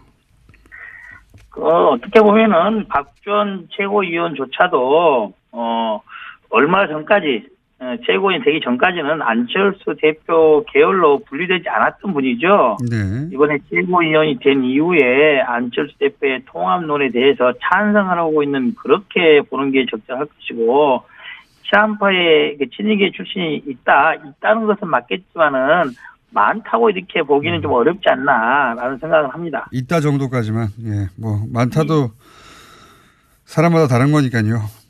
두 사람만 있어도 국민의당에 왜 친이계가 있어 많다고 생각하실 수도 있고 여간 있다 정도. 예, 그렇습니다. 예. 자, 여기까지 얘기했으니까 한 가지만 더 한 가지 주제를 또 연결된 김에 묻지 않을 수가 없는데 홍준표 대표 녹취록 얘기도 박지원 최고위원이 꺼냈기 때문에 이제 이용주 의원이 폭로의 배우다 얘기하면서 성완종 리스트 관련해서 홍준표 대표의 녹취록도 갖고 있다고 하지 않았냐. 역시 그런 것에 능하다 이런 의미로 이걸 거론한 것 같은데 박지원 최고가. 맞습니다. 그 말도 성완종 리스트 관련해서도 이제 언급을 굳이 하자면 있는 거죠. 그것을 제가 말한 게 아니라 서청원 의원이 먼저 이야기를 하지 않았겠습니까? 당사자고 서청원 의원이고 홍준표 의원인 것이죠. 저는 당시 법사에서도 국감에 진행 중이어서 당시 홍준표 전 현재 대표죠. 대표의 뇌물 사건에서 뭐 1심, 유죄, 2심 무죄가 나서 대법원에 가 있는 그런 상태이기 때문에 서청원 대표의 그런 주장이라든지 그런 것에 대해서 공소유지 차원에서 잘 한번 살펴봐라 그런 문제를 제기했던 거죠. 이 문제하고는 전혀 관계가 없는 겁니다. 이 문제하고는 관련이 없는데 이제 아마 그렇게 그런 자료들을 많이 갖고 있는 사람으로 배후에서 역시 이런 자료도 폭로한 거 아니겠느냐 이런 취지로 얘기한 것 같은데 그 박지원 최고의 주장이 중요한 게 아니고 제가 이제 궁금한 것은 당시에 왜 이제 녹취록 관련 말씀을 하셨는데 그 홍준표 녹취록 문제가 서청원 의원회에서 불거졌을 때 말은 제가 국감에서 녹취록이라고 언급한 사실은 없습니다. 정확하게는 뭐라고 말씀하셨죠 그때? 정확한 워딩은 이렇게 됩니다. 당시에 어떤 이야기가 오고 갔는지를 알 수 있는 객관적인 자료를 당내 인사가 갖고 있다. 이렇게 이야기를 했습니다. 객관적인 증거. 근데 이제 그 내용. 녹취록이라고 언급한 사실은 없습니다. 아, 녹취록이라고. 이건 기자들이 이제 녹취록이라고 받아 적은 겁니까? 말한 보도를 한 겁니까? 뭐 그렇다고 봐야겠죠. 그러면 직접 듣거나. 의원이 언급을 했으니까요. 예. 그 내용을 직접 듣거나 정리된 자료를 직접 읽으신 적은 없고요? 또는 뭐 당내에서 당내 인사가 그런 자료를 갖고 있다는 이 정도로 언급을 해두겠습니다. 어쨌든 듣거나 읽거나 하신 적이 있긴 있는 거군요, 그러면. 뭐 제가 추가적으로 나중에 그게 언급할 때가 또 오지 않겠습니까? 홍준표 대표께서 기억의 착오라는 언어들을 만들어서 하신 거 보면은 조만간 언젠가는 밝혀지겠죠. 네. 그러면 저는 듣거나 읽은 것으로 간주하겠습니다. 그리고 혹시 요거 관련해서 언제쯤 듣거나 혹은 읽거나 들은 이야기를 하실지는 모르시고요. 뭐 재판이 진행 중 아니겠습니까? 재판이 진행 중이고 현재 홍준표 대표와 서청원 의원 간에 회전이 아직 끝나지 않았지 않습니까? 두 분이 조금 있으면은 결판이 나지 않겠습니까? 시점의 문제다. 예. 알겠습니다. 시점이 되면 본인이 할 역할이 있을 수도 있다라고 지금 말씀하시는 거죠? 뭐 그렇다고 봅니다. 아, 그러시군요. 마지막 한 가지만 더 여쭤보겠습니다. 합의 이혼설도 거론되고 결별은 기정사실 아니냐 이런 얘기도 있고 이 바른정당과의 통합 관련해서 호남 민심은 어떻습니까? 지역을 다니면서 본인이 피부로 파악하시기로는? 근데 바른정당과의 통합 문제에 대해서는 호남에서 찬반이 나뉘고 있는 것은 사실입니다. 네. 특히 바른정당과의 정책연대 그리고 선거연대로서 충분하다는 그런 의견이 당대당 통합까지 이뤄야 된다는 그런 의견보다는 더 많은 것으로 저는 보고 있습니다. 통합까지는 아니다. 예, 그렇죠. 바른정당이 뭐 잘못된 정당이라는 그런 취지라기보다는 바른정당은 바른정당의 정체성을 갖고 독자적으로 정당을 운영해서 다당대의 한 축을 이루는 게 더 타당한 게 아니냐. 국민의당으로서 외연 확장이 필요하지만은 그것은 꼭 바른정당과의 당대당 통합만을 통해서 달성할 수 있는 건 아니다고 저는 보고 있습니다. 알겠습니다. 오늘 여기까지 하고요. 저 합의 이혼설은 저희가 박지원 전 대표에게 묻기로 하고요. 다음 시간에는 스튜디오에 꼭 나와주시길 바랍니다. 예. 예, 감사합니다. 네, 지금까지 국민의당 이용주 의원이었습니다. 작년 11월 베트남 호치민 총영사관 인사에 최순실 씨가 개입했다는 현직 영사의 폭로 JTBC를 통해 보도됐죠. 기억하십니까? 당시 파장이 어마어마했고 최순실 게이트가 확실히 존재했다는 걸 입증하는 현직 공무원 최초의 증언이었는데요. 저희가 이분과 인터뷰하면서 향후 불이익을 당하면 다시 인터뷰하자고 했었습니다. 그런데 그 불이익을 당하고 있는 정황이 있어서 오늘 김재천 영사 직접 연결해 보겠습니다. 안녕하세요. 오랜만입니다, 영사님. 예, 오랜만입니다. 반갑습니다, 공당장님. 네, 예. 조만간 귀국하게 되신다는 얘기를, 명퇴를 하신다는 얘기를 저희가 전해 들어서 그 전에 현직에 계실 때 인터뷰를 하고 그리고 명퇴를 하시기 위해서 한국에 오시면 그때는 스튜디오에 직접 모시기로 긴 시간 예정해 두고 예약해 두고 우선 왜 이런 일이 벌어진지 오늘 간략히 한번 짚어보려고 합니다. JTBC 인터뷰 이후에 어떤 일들이 있었나요? 좀 간략하게 정리해 주시면. JTBC 인터뷰 이후에 뭐 외교부에서 감사가 왔고요. 네. 사실은 이제 세종학당이라고 저희 청년사관하고 이제 문화관광부 산하의 세종학당 재단하고 함께 최초로 운영하는 표준 모델 세종학당이 이제 작년 12월에 오픈을 앞두고 있었는데. 세종학당이라는 사업을 준비하고 있었는데, 예. 예. 네. 그게 이제 전면 백지화 됐고요. 제가 문제를 외교부에 제기해서 외교부에서 이제 감사가 오게 됐는데, 네. 오히려 다른 건 대충 하고 저를 집중 감사를 했죠. 그러니까. 오히려 제가 저 때문에, 예. 제가 이제 저 전후를 잘 모르시는 분들을 위해서 잠깐 정리하면, 총영사가 바로 최순실 인사라고 했던 그 총영사입니다. 총영사가 의욕적으로 추진했던 세종학당이 외교부 감사로 중단이 됐는데, 그런데 외교부 감사에서는 그 책임을 오히려 김재천 영사님에게 묻더라, 이런 얘기입니까? 그런데 총영사의 결재를 받고 제가 이제 의욕적으로 추진했던 사업을 이제 총영사께서 이제 없던 걸로 했고요. 외교부에서 무관심하게 있었고, 거기에 대해서 제가 외교부에 지도 감독을 해달라고 했는데, 결국은 제가 저 때문에 이 세종학당이 안 되는 걸로 이제 그게 뒤집어 씌우는 결과가 돼서 저를 감사를 했죠. 약간 이상하게 됐는데. 결론적으로는 그게 다 그냥 아무것도 아닌 그 음해였던 걸로 결정이 났죠. 그러니까 총영사가 결재는 했지만 지금 영사님이 굉장히 중요하게 진행하던 사업이 있었는데, 세종학당이라는 그 세종학당이 합작, 예. 네네. 요 세종학당 사업이 인터뷰 이후에 갑자기 중단이 됐다. 그래서 감사를 요청했는데 거꾸로 영사님 때문에 중단된 것으로 뒤집어 씌우더라, 이런 얘기군요. 예. 감사를 당해야. 제가 말씀하십시오. 세종학당 재단 측에 사실 미안한 마음이 있죠. 저를 믿고 청원사관을 믿고 1년 동안 준비했는데 그것이 이제 안 되게 됐기 때문에 너무 예산적 낭비도 심하고 상당히 1년 동안 필요하게 된 게 상당히 개인적으로 굉장히 가슴 아프게 생각합니다. 총영사에 대한 관리 감독을 요청해서 지난 12월에 외교부 감사가 들어왔는데 총영사를 감사를 한 게 아니라 영사님을 감사했다. 예, 그런 얘기군요. 네. 그리고 또 뭐 여러 가지 자잘한 일들이 많았던 걸로 제가 들었는데, 그 중에서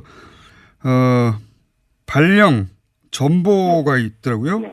지금 거의 그 주요 경력 대부분을 지금 베트남에서 계셨는데 17년간 25년 중에 외교부 25년 중에 베트남 17년 근무면 베트남 그야말로 전문가신데 발령 전보를 내렸다고요? 어떻게 내렸습니까?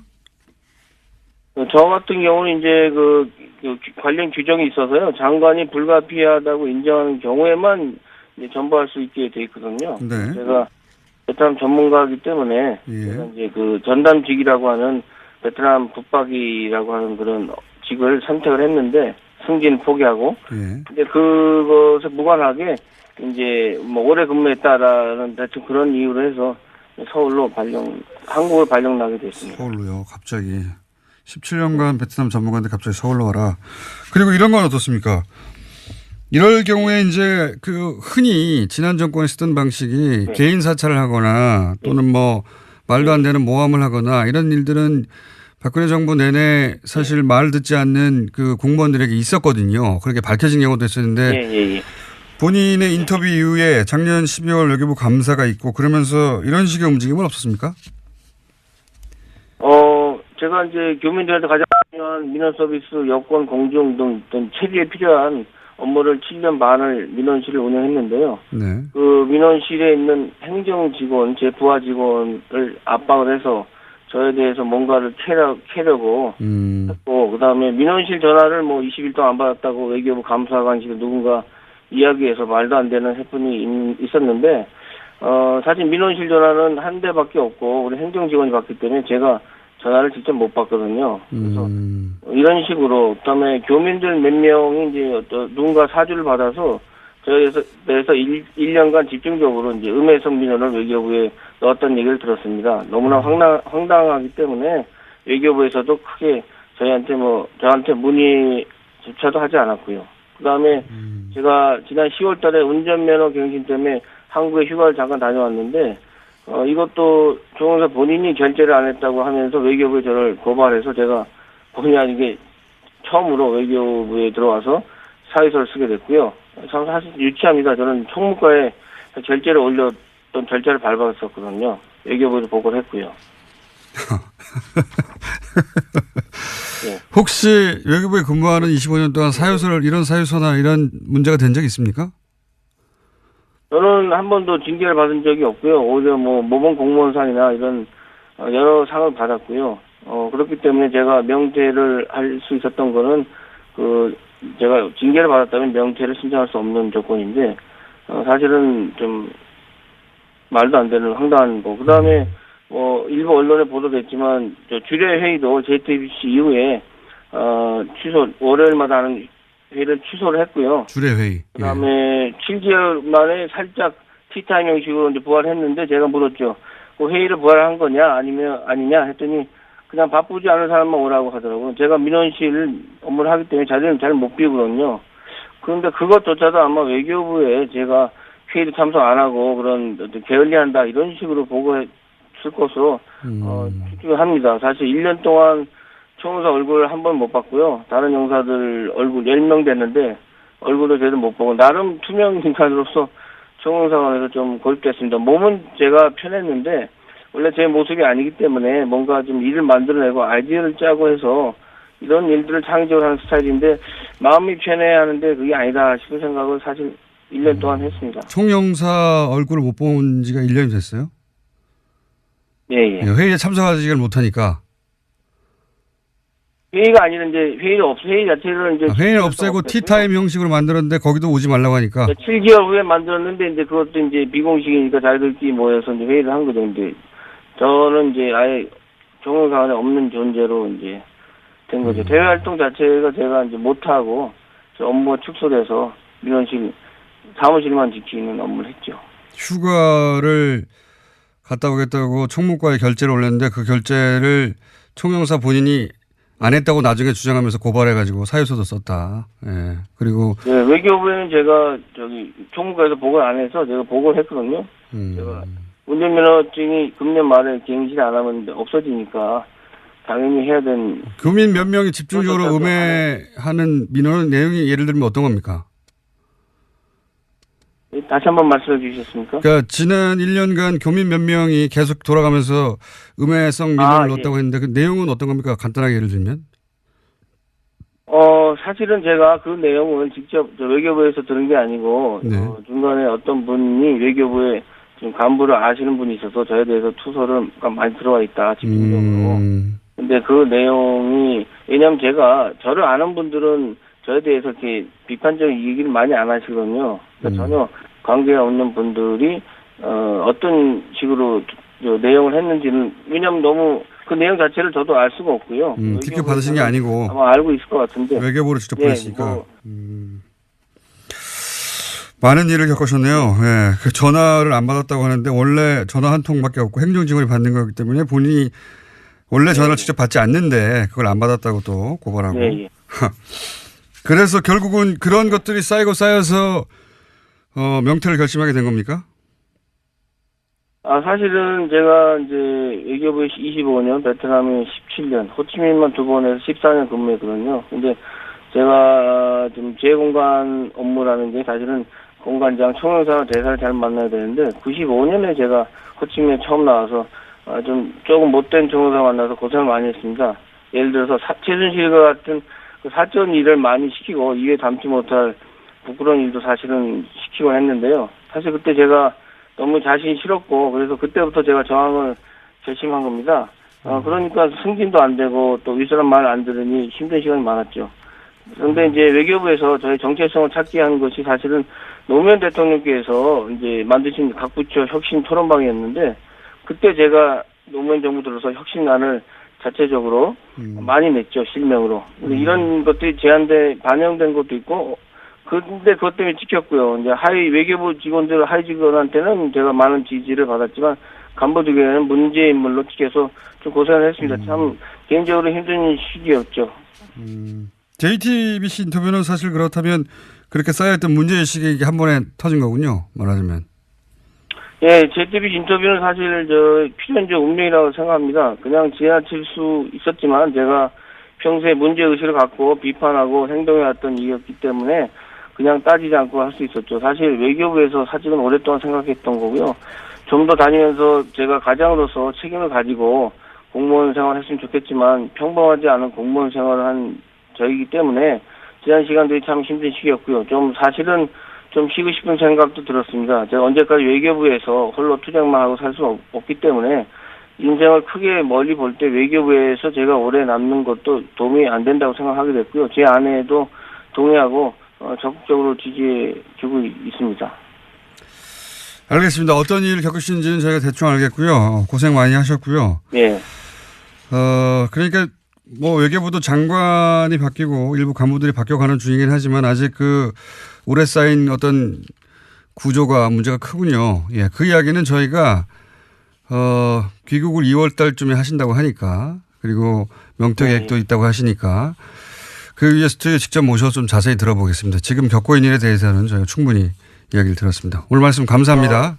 공장장님 제가 네. 잠깐만 한마디 해도 될까요? 한마디요? 예, 짧게. 여보세요? 예, 말씀하십시오. 예, 모든 것이 하루아침에 바뀌는 건 없다고 생각합니다. 정권이 바뀐다고 해서 모든 것이 바뀌는 것도 아니고 특히 공무원 사회는 외부 지속적인 자극이 있어야 변화하는 조직입니다. 자체 변화를 현실적으로 무리가 있고 그래서 국민들이 공무원 사회를 잘 감시하고 동시에 격려를 아끼지 않으면 그런 관심이 필요하지 않나 이렇게 생각합니다. 감시와 격려를 동시에 필요로 한다. 알겠습니다. 오늘 말씀 감사합니다. 예, 감사합니다. 지금까지 김재천 영사였습니다.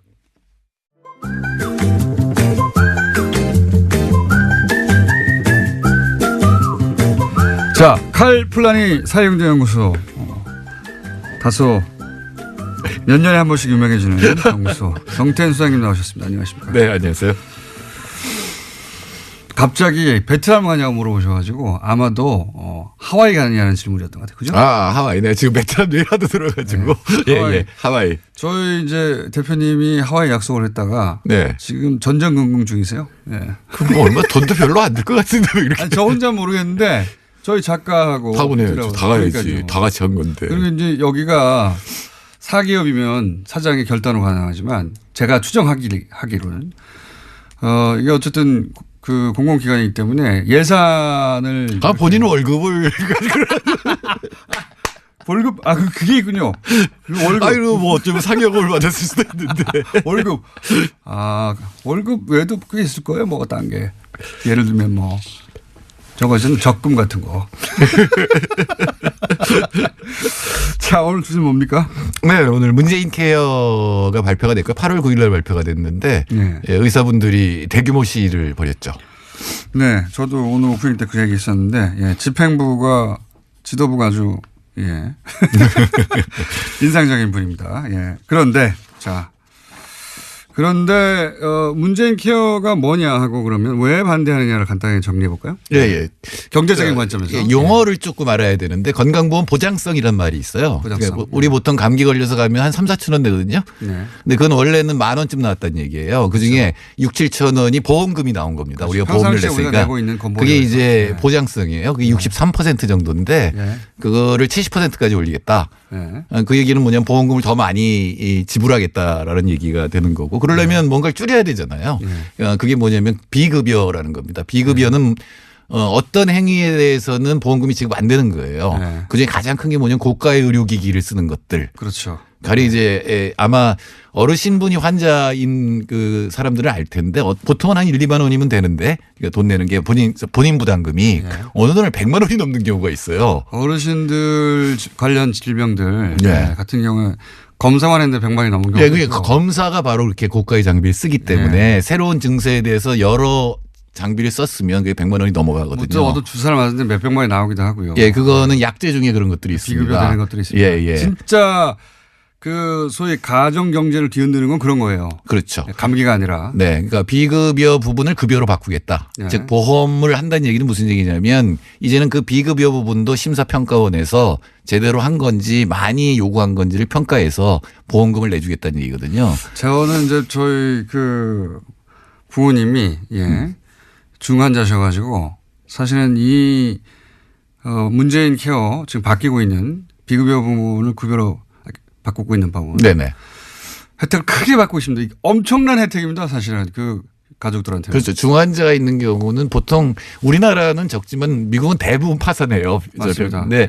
우리나라는 건강보험이 그걸 막아주고 있는데 중환자가 있거나 만성병을 앓고 있는 경우에 그 약이 만일에 급여에 들어가지 못하면 엄청납니다. 예, 그러면 매일 먹어야 되는 약. 보통 우리가 감기약 뭐 몇천 원, 만 원, 비싸봐 2만 원 이랬잖아요. 이런 거는 몇백만 원도 아니에요. 그렇죠. 그냥. 네, 그래서 그런 부분들을 급여로 바꿔서 보험금을 지급해서 이제 좀 안심하고 살 수 있도록 해주겠다라는 얘기죠. 몇백만 원을 그럼 몇 달에 몇백만 원보다 생각하시는 분들이 있는데 그게 아니라 주사 한 방에 몇백만 원. 네. 그러니까. 그리고 이게 이제 이런 부분들이 고가 장비를 너무 많이 갖게 하는 그런 경향도 있거든요. 근데 이제 의사분들의 항의도 일리가 있어요. 이거는 뭘 생각하면 되냐면 왜 홍준표 대표가 진주의료원 폐쇄했잖아요. 적자라고 폐쇄한 거잖아요. 근데 만약에 그런 비급여 부분을 늘리지 않으면 정상적으로 병원을 운영하면 적자가 날 수가 있어요. 그러니까 사적인 병원들은 이런 비급여 부분을 늘려서 적자를 메꾸는 거거든요. 근데 이제 비급여를 없애면 이제 병원이 적자가 된다. 그렇죠. 이런 얘기죠. 병원 입장에서는 이제 이 수가, 의료 수가 결국은 이제 건보에서 얼마나 주느냐. 네네. 예, 달려 있는데 이걸 갑자기 그 병원 입장에서는 줄어들면 그 수익이 줄어드는 거죠. 예. 결국 수가 문제예요. 그러니까 보통 이제 핵심은. 공공의료원에서는 그런 고가 장비가 없을 뿐더러 일부러 많이 그걸 갖다가 검사라 그러진 않을 거 아니에요. 예, 그러니까 이제 적자가 나는 거고 그다음에 여태까지 메꿔왔는데 그 부분이 없어질 것 같으니까 이제 항의를 하니까 일리가 있는 거죠. 일리가 있는 부분이 있습니다. 예. 그래서 그 부분을 사실은 적정 수가로 바꾸는 수가 제도를 바꿔서 적정 수가로 바꾸는 얘기를 해야 되는 거고 문재인 대통령도 어제 그 얘기를 했죠. 네. 수가를 해야 한다는 얘기가 오래전부터 있었고요. 네네.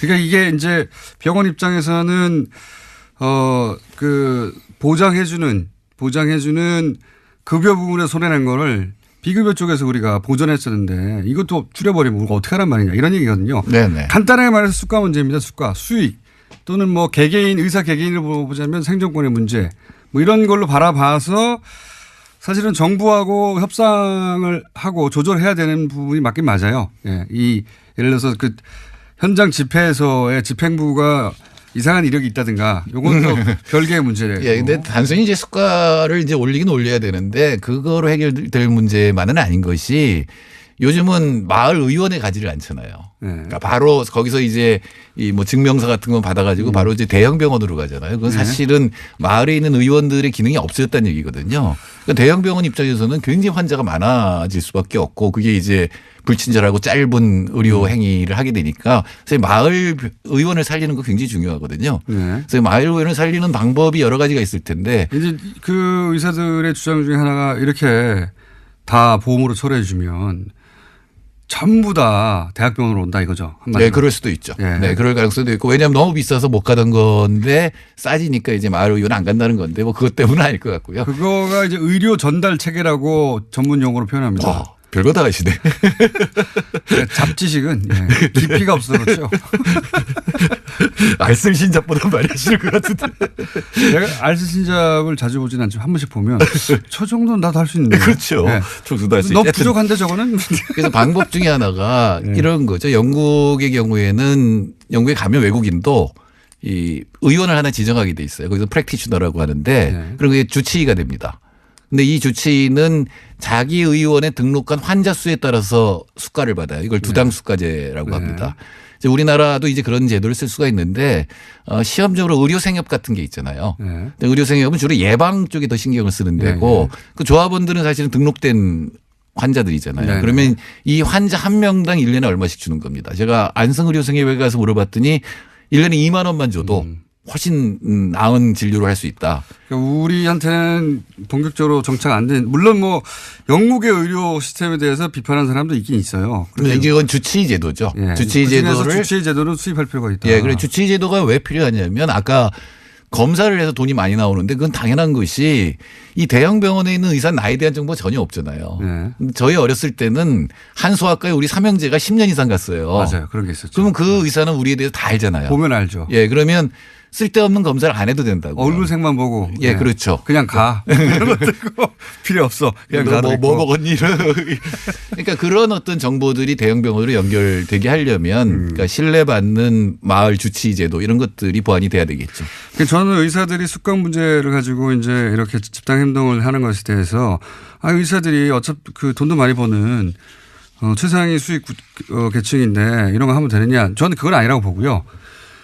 그 권리는 있는데, 근데 이 문제는 수가만의 문제가 아니다. 그렇죠. 여러 가지 사실은 의료제도라는 게 굉장히 어려운 것이. 그 정부 정책도 이게, 이렇게 해야 되는 거거든요. 네, 네. 맞습니다. 그러니까 여러 가지를 다 고쳐야 돼요. 그러니까 의료제도는 그 에로우라고 하는 유명한 경제학자가 시장 실패가 다 겹쳐 있다. 왜냐하면은 정보의 비대칭성. 네. 의사는 알지만 환자는 몰라요. 맞아요. 의사가 하라는 걸 환자가 거부할 수가 없어요. 소비자 선택이 없어요. 저 검사는 지금 단계에서는 불필요한 검사 아닙니까? 이거 수가 때문에 비급여와 관련돼 있는 거 아니에요? 이렇게 말할 환자가 누가 있어요? 지금 청와대 비서관으로 가 있는 이진석 서울대 병원 의사가 네. 부인이 임신을 해서 병원을 갔대요. 근데 자기가 옆에서 보기에는 이거 쓸데없는 진료 같은데 말을 못 하겠더래요. 못하죠. 함부로 의사한테 밑보일까 봐. 의사조차도. 예, 그런 정보의 비대칭성 이런 것 때문에 이제 심평원이라는 걸 둬서 제3자가 이제 그걸 평가하게 하는 거잖아요. 어떤 그게 이제 의료제도에서 가장 중요한 문제 또. 근데 그런 문제가 발생했을 때 그걸 판단하는 사람들도 의사라. 네, 그렇죠. 동료 평가죠. 그게 맞는지 틀린지는 판단할 수가 없어요. 우리는 또. 예. 근데 이제 심사평가원은 예산을 줄이는 게 이제 목표이기 때문에 상당히 정확하게 가는데 물론 둘 사이에 불만은 있을 거고 그 사이에 어느 정도 이제 합의를 할 수가 있는데 포괄수가제라는 게 있어요. 지금은 행위별 수가제거든요. 치료 하나마다 이제 돈이 나가는 건데 가령 감기 그러면 감기에 대해서 어느 정도의 범위를 두고 그 안에서 진료하라라고 하는 거거든요. 그런 어떤 수가제도를 아까 저는 두당 수가제도 얘기를 했는데 그런 걸 결합하고 주치의제도 같은 것들 이런 것들을 하고 또 국공립병원을 늘려야 돼요. 그것도 안 되는 말씀이시고. 국공립병원 너무 적어서 군 단위에서는 지금 사실은 아예 이 출산을 할 수가 없는 정도, 맹장 수술을 할 수가 없는 정도. 거기 들어가고 싶으면 환자는 많아요. 네, 가까운 데 가야 되죠. 근데 응급실이 없어서 지금 위험하니까 좀 더 병원을 지방에 이제 늘리는 것 이런 것들이 이제 과제가 되겠죠. 보장해 준다는 말이거든요. 말을 왜 이렇게 어렵게 만드나 몰라. 의료 전달 체제 누가 알아듣습니까 이러면 어쨌든. 근데 총수는 다 알아요. 대단한 겁니다. 이런 보장성을 높이는 것도 당연히 필요한 겁니다. 네, 지금 이제 사실은. 정말. 진보 쪽에서는 불만인 것이 대통령이 후보 시절에 80% 한다 그랬거든요. 70%가 갔으니까. 그러니까요. OECD는 80% 넘는 나라 많거든요. OECD는 80% 정도 되죠. 대신에 그럼 다 망할게요. 또 아셔야 되는 거는 그분들 훨씬 더 보험료를 많이 내요. 우리가 지금 의료보험료가 낮은 편입니다. 좀 더 내야 됩니다. 의료보험료도 조정해야 되고 수가도 조정해야 되고 보장성도 높여야 되고 그다음 말씀하신 새로운 주치제도나 새로운 제도 들여와야 되고 사실은 종합적으로 할 게 되게 많아요. 네. 이제는 의사분들하고 뭐 공무원도 있고 그다음에 시민들이 있잖아요. 환자들 이분들이 모여서 가장 적합한 방법이 뭘까를 좀 토론하고 합의점을 찾아야 될 때가 된 거죠. 저도 의사협회가 정치적 압박을 하는 것도 중요한데 또 한편으로는 테이블에 앉아서 이걸 본격적으로 의논을 해야 한다. 그런 생각이 듭니다. 그런 타이밍이다. 네, 의사분들한테 제가 부탁하고 싶은 거는 뭐만 나오면 사회주의래요. 그 얘기 좀 안 했으면 좋겠어요. 정태현 소장님이었습니다. 안녕. 네.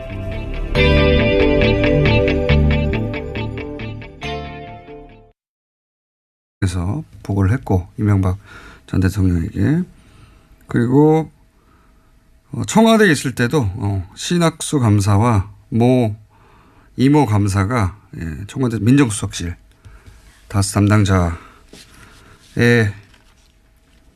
BBK 관련 보고를 하는 걸 본인이 봤다.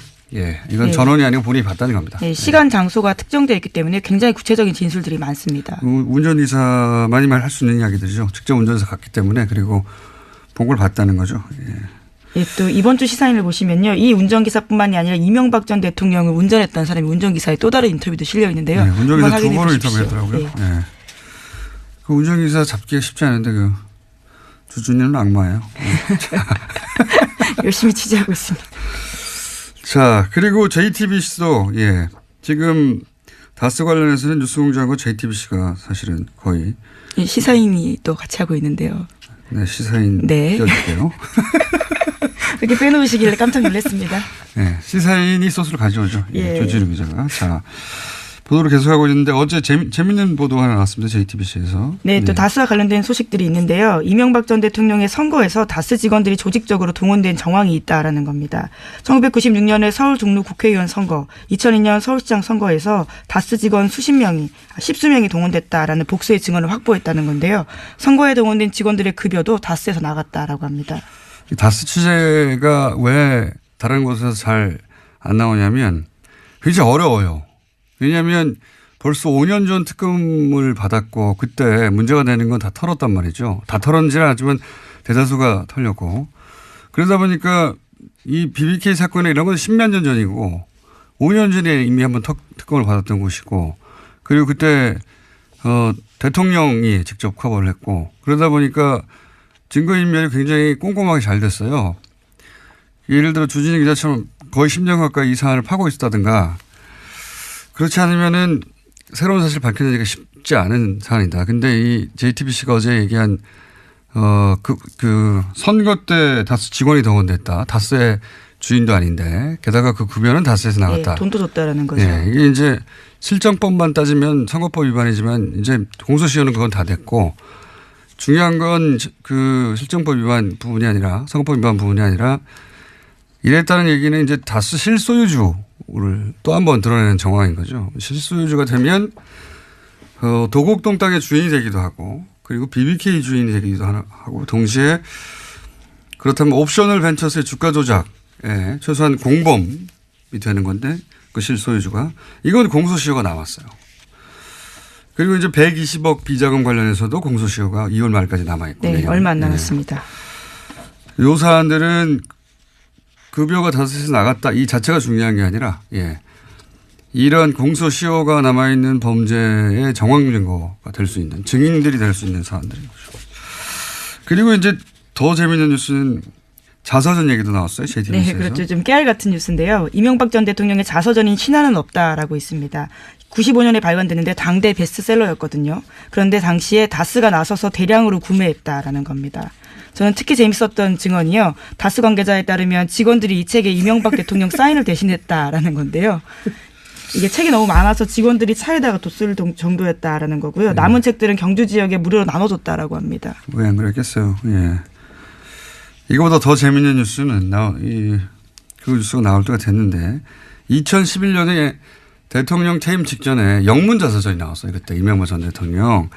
근데 이제 영문 자서전이 나왔으니까 아마존 서점에 서평 리뷰가 있었지 않겠습니까? 초반에는 저는 이걸 실시간으로 봤었는데 초반에는 대략 40여 개의 댓글이 있었습니다. 네. 기사를 찾아보면 정확한 개수 나올 텐데 제가 기억하기로는 그중에 35개가 빵점이에요.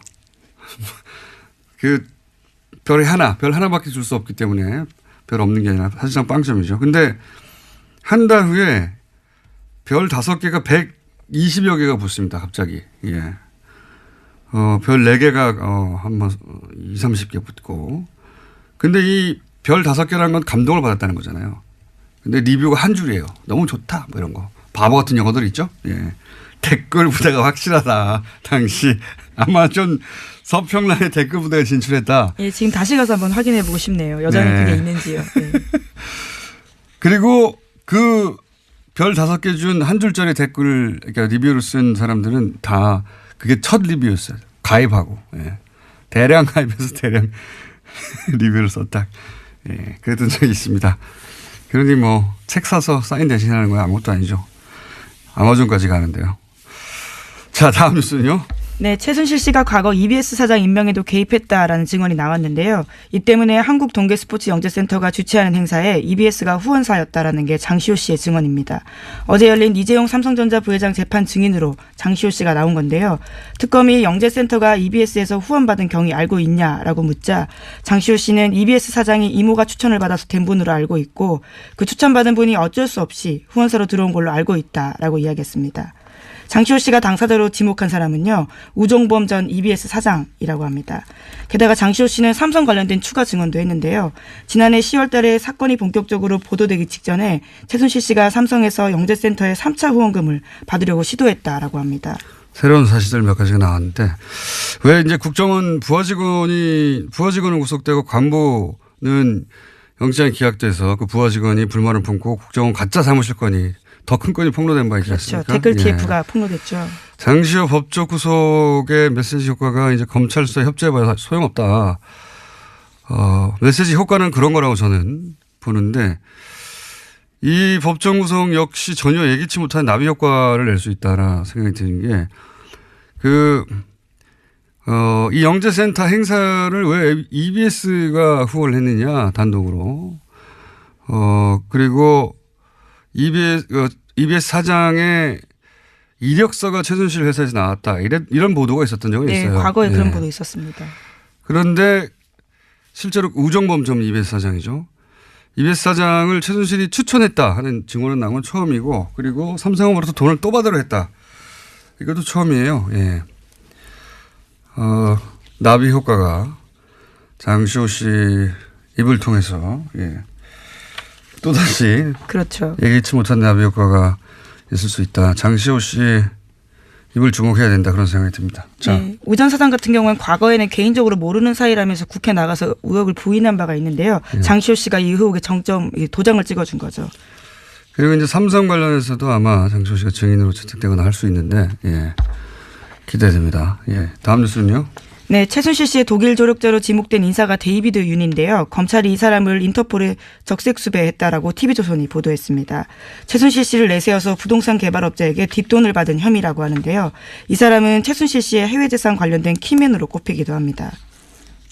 이거는 국내에서 국내 개발업자와 3억을 나누고 성공보수 50억을 약속받고 하는 그런 혐의인데 이분은 이제 오래전부터 최순실 사태 초기부터 독일에서의 재산 은닉 그렇죠. 관련해서 키맨이다. 안홍구 총장도 계속 주장을 했었고 그런데 이제 독일이 아니라 한국에서 이분이 거의 독일에서 평생 사신 분인데 한국의 개발업자와 성공보수 50억을 놓고 이야기 나눌 만한 그런 커리어가 없어요. 그런데 이제 최순실 씨가 그 뒤에 혹은 최순실 팔아서 둘 중에 하나죠.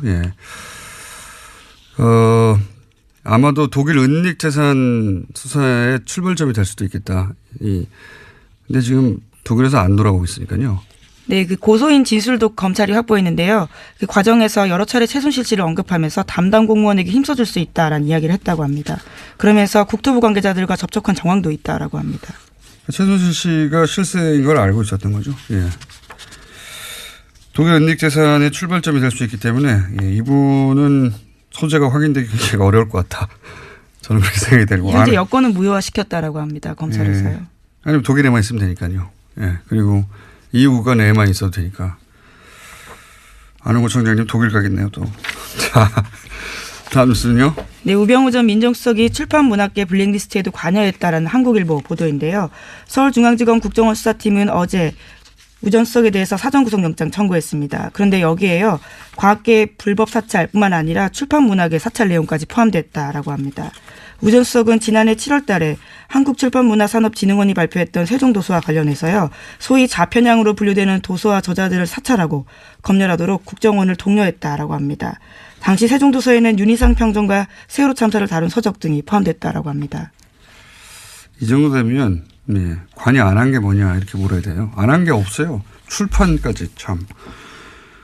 이 영장까지 기각이 되면 저는 이번에는 영장 판사들이 중요한 시험 때 올랐다 이렇게 봅니다. 이 영장까지 기각되느냐. 3차 이 영장까지 세 번째입니다. 기각되면 3차까지 영장이 신청된 경우도 제가 들어본 적 없는 것 같은데 후폭풍이 상당할 것이다. 시험 때 올라오는 것 같습니다. 이정열 판사가 또 출연이 예정된 사안이고요. 다음 뉴스는 뭔가요? 네, 박근혜 정부 청와대에 대한 국정원의 특수활동비 상납에서 최경환 의원이 안녕하세요. 김호준입니다. 지난 주말 의사협회가 대한문 앞에서 문재인 케어에 반대하는 집회를 가졌습니다. 결국 병원 수입과 직결되는 의료, 수가 문제죠. 민항기 조종사들이 파업을 하면 귀족 파업이라는 비판 여론이 있습니다. 하지만 노동에 적합한 대가를 요구할 권리는 누구에게나 있는 거죠. 생존권이 중요하지 않은 직종은 없습니다. 의사협회가 하나의 이익단체로 자신들의 생존권을 위해 정부를 상대로 집단행동을 하는 것도 마찬가지입니다. 그들의 요구와 국민의료비 부담을 덜어주겠다는 정책적 목표 사이에 타협점을 찾아내는 건 정부의 숙제고 능력이죠. 제가 가진 불만은 그 비대위 구성입니다. 최대집 투쟁위원장은 박근혜 전 대통령 석방을 목표로 하는 태극기 혁명 국민운동본부 대표로 지난 10월 18일 대한문 집회 연설에서 촛불 시민을 종북, 좌익으로 매도했었죠. 또한 자유통일해방군의 현직 대표로 문재인 하야와 북한 폭격을 주장하고 있으며 의사협회 이름으로 배포한 소식지 만화 작가는 세월호 비하, 위안부 소녀상 비하로 문제가 된 작가였습니다. 집회에 참여한 의사들은 이 사실을 알고도 있나요? 모든 생존권 투쟁은 그 자체로 정치적이죠. 하지만 일베와 극우는 정상적인 정치의 범주에서 제외해야 하는 거 아닙니까? 김원준 생각이었습니다.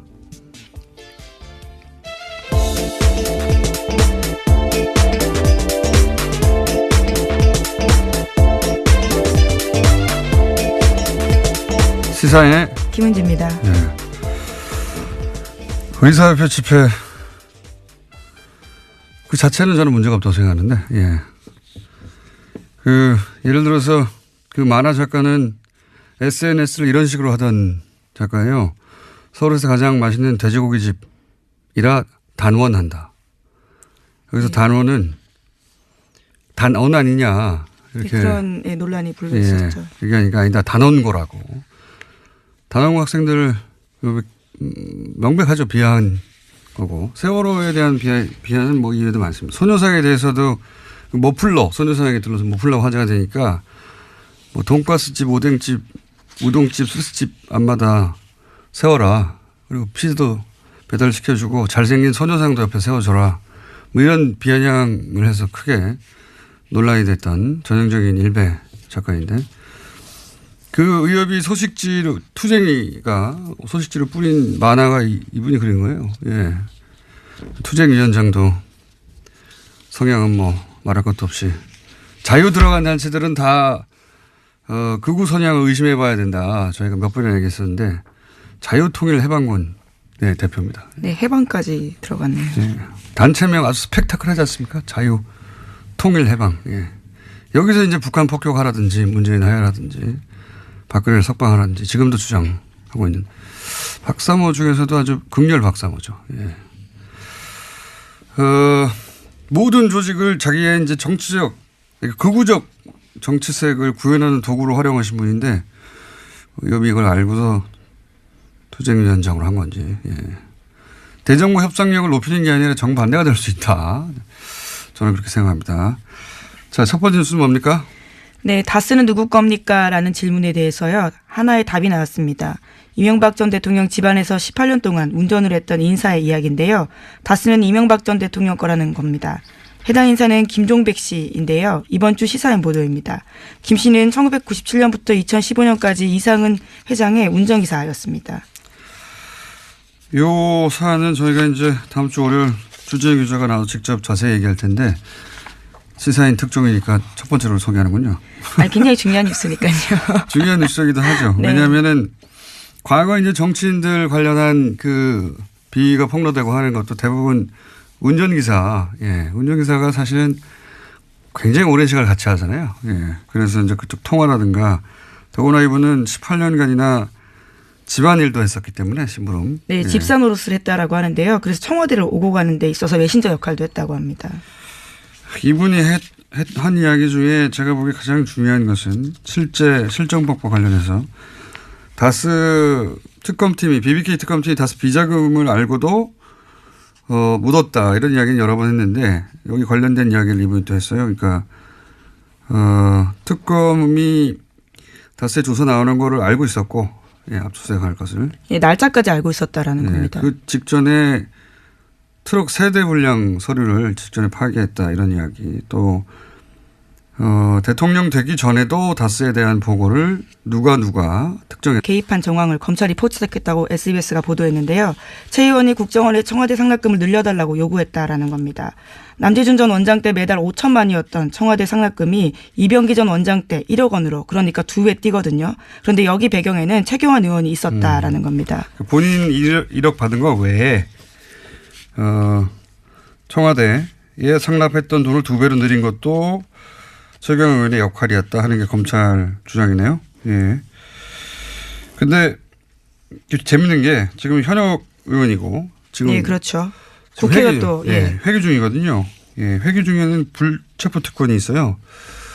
그래서 이제 국회에서 과반 출석에 과반 동의로 그렇죠. 이 체포 동의안이 통과돼야 되는데 통상의 상황이라면 이제 자유한국당이 결사 반대할 텐데, 근데 이제 정권이 탄압한다면서 굉장히 큰 소재를 쓰겠죠. 근데 지금은 이제 홍준표 대표의 이제 친박 청산에 도움이 되는 사안이거든요. 그래서 불체포 동의안에 대한 자유한국당의 스탠스가 어떻게 될 것인지 매우 재밌는 관전 포인트입니다. 네. 네, 게다가 오늘도 원내대표 선거가 있어서 당이 어떤 식으로 재편될지가 정해질 것으로 보입니다. 자, 약 2분 정도 저희가 브리핑 시간이 남았습니다. 다음 뉴스는 짧게 하죠. 네, 박주원 국민의당 최고위원 관련된 소식도 계속 전해드리고 있는데요. 오늘 아침 경향신문에도 새로운 보도가 있습니다. 2006년 초 주성영 전 한나라당 의원에게 제보한 정보가 DJ 비자금 의혹만이 아니다라는 건데요. 당시 열린우리당 정동영, 문희상, 유시민 의원 관련된 정보도 있었다라는 겁니다. 그 근거는요. 주 전 의원의 보좌관으로 근무했던 기익 씨의 인터뷰입니다. 그러니까요. 이게 이제 주 전 의원뿐만 아니라 주 전 의원도 박주원 위원회, 국민의당 최고위원회 주장을 반박했고, 박주원 의원의 주장대로 하면 사실은 주 전 의원은 박주원 의원 편을 들었어야 되는데 반박을 했고, 이번에는 그 보좌관도 나와서 주 전 의원의 주장을 뒷받침하고 있으니까 박주원 위원은 이제 본인이 녹취록이 있다는 거잖아요. 네, 어제 JTBC 나와서 그런 주장을 했는데요. 네. 수요일 내로 풀겠다라고 했습니다. 바로 풀어도 되실 텐데. 불리한 상황이고, 예. 논리적으로만 따지자면 박주원 의원이 이기기 힘든 상황인 것 같은데요. 예. 자, 요 사안은 저희가 3부에서도 추가적으로 잠깐 다룰 예정이고요. 제목 정도 얘기하면 끝날 것 같습니다. 하나 정도 더. 아, 그런가요? 그럼 트럼프 소식과 뉴스공장 소식이 있는데요. 뉴스공장 소식을 좀 먼저 전해드리겠습니다. 뉴스공장 소식이요? 네, 뉴스공장이 또 하나의 기록을 세웠다라고 하는데요. 지난 주말에 팟캐스트 누적 다운로드 수 10억 건을 돌파했다라고 합니다. 아, 1년 좀 넘는 기간 동안요? 예. 두 자릿수에 이어서요. 이번엔 10억 다운로드 돌파했다라고 합니다. 저기 뭐랄까요? TBS 사장님 하청 브리핑 같은데요? 네. 아니, 뭐 굉장히 뉴스 가치가 있다고 생각해서요. 10억 돌파. 예. 그러면 기념으로 저희가 선물을 받겠습니다. 네? 누구한테요? 보통은 이런 행사를 이제 청취자 여러분들을 향한 선물을 주는데, 저희는 이제 얼마나 좋냐 이런 방송이 있어줘서 선물을 받기로 하겠습니다. 고개 선물이 들어올 것 같은 느낌이 드는데요. 자, 트럼프 소식은 뭡니까? 예, 성폭력 피해 고발 운동이 미투와 관련된 소식은 전해드린 바가 있는데요. 이와 관련해서 트럼프 대통령도 미투에 고발을 당했다라는 겁니다.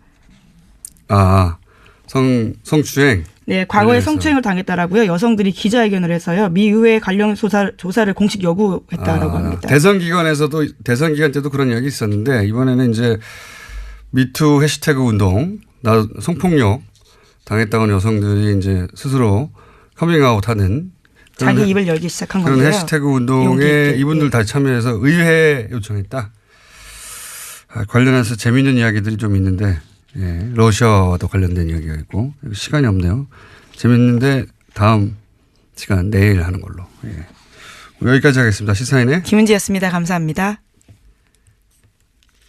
자, 바로 이어서 어제도 저희가 돌발 영상 PD를 하다가 징계를 받았던 임장혁 기자와 YTN 이야기를 나눴었는데, 일반 기자의 입장을 들어봤고, 오늘은 노조 관련 얘기가 어제도 많이 나와서, YTN 언론노조 YTN 지부의 박진수 위원장 전화 연결해서 이야기 좀 나눠보겠습니다. 안녕하십니까? 네, 안녕하십니까? 네, 어제 기본적인 분위기 이야기는 나눴는데 왜 최남수 사장 내정자를 사내에서 반대하느냐 이야기는 나눴는데 이제 노조 관련해서는 이제 노조 대표가 아니다 보니까 답하기 어렵다 하셔가지고 저희가 보완 인터뷰를 하겠습니다. 자, 예. 비대 체제로 전환했다. YTN이 이게 무슨 의미입니까? 뭐가 달라지나요? 예, 정식 명칭 비상대책위원회고요. 네. YTN 살리기 이 체제 전환이라는 건 결국 회사가 위기라고 저희는 판단한 겁니다. 네.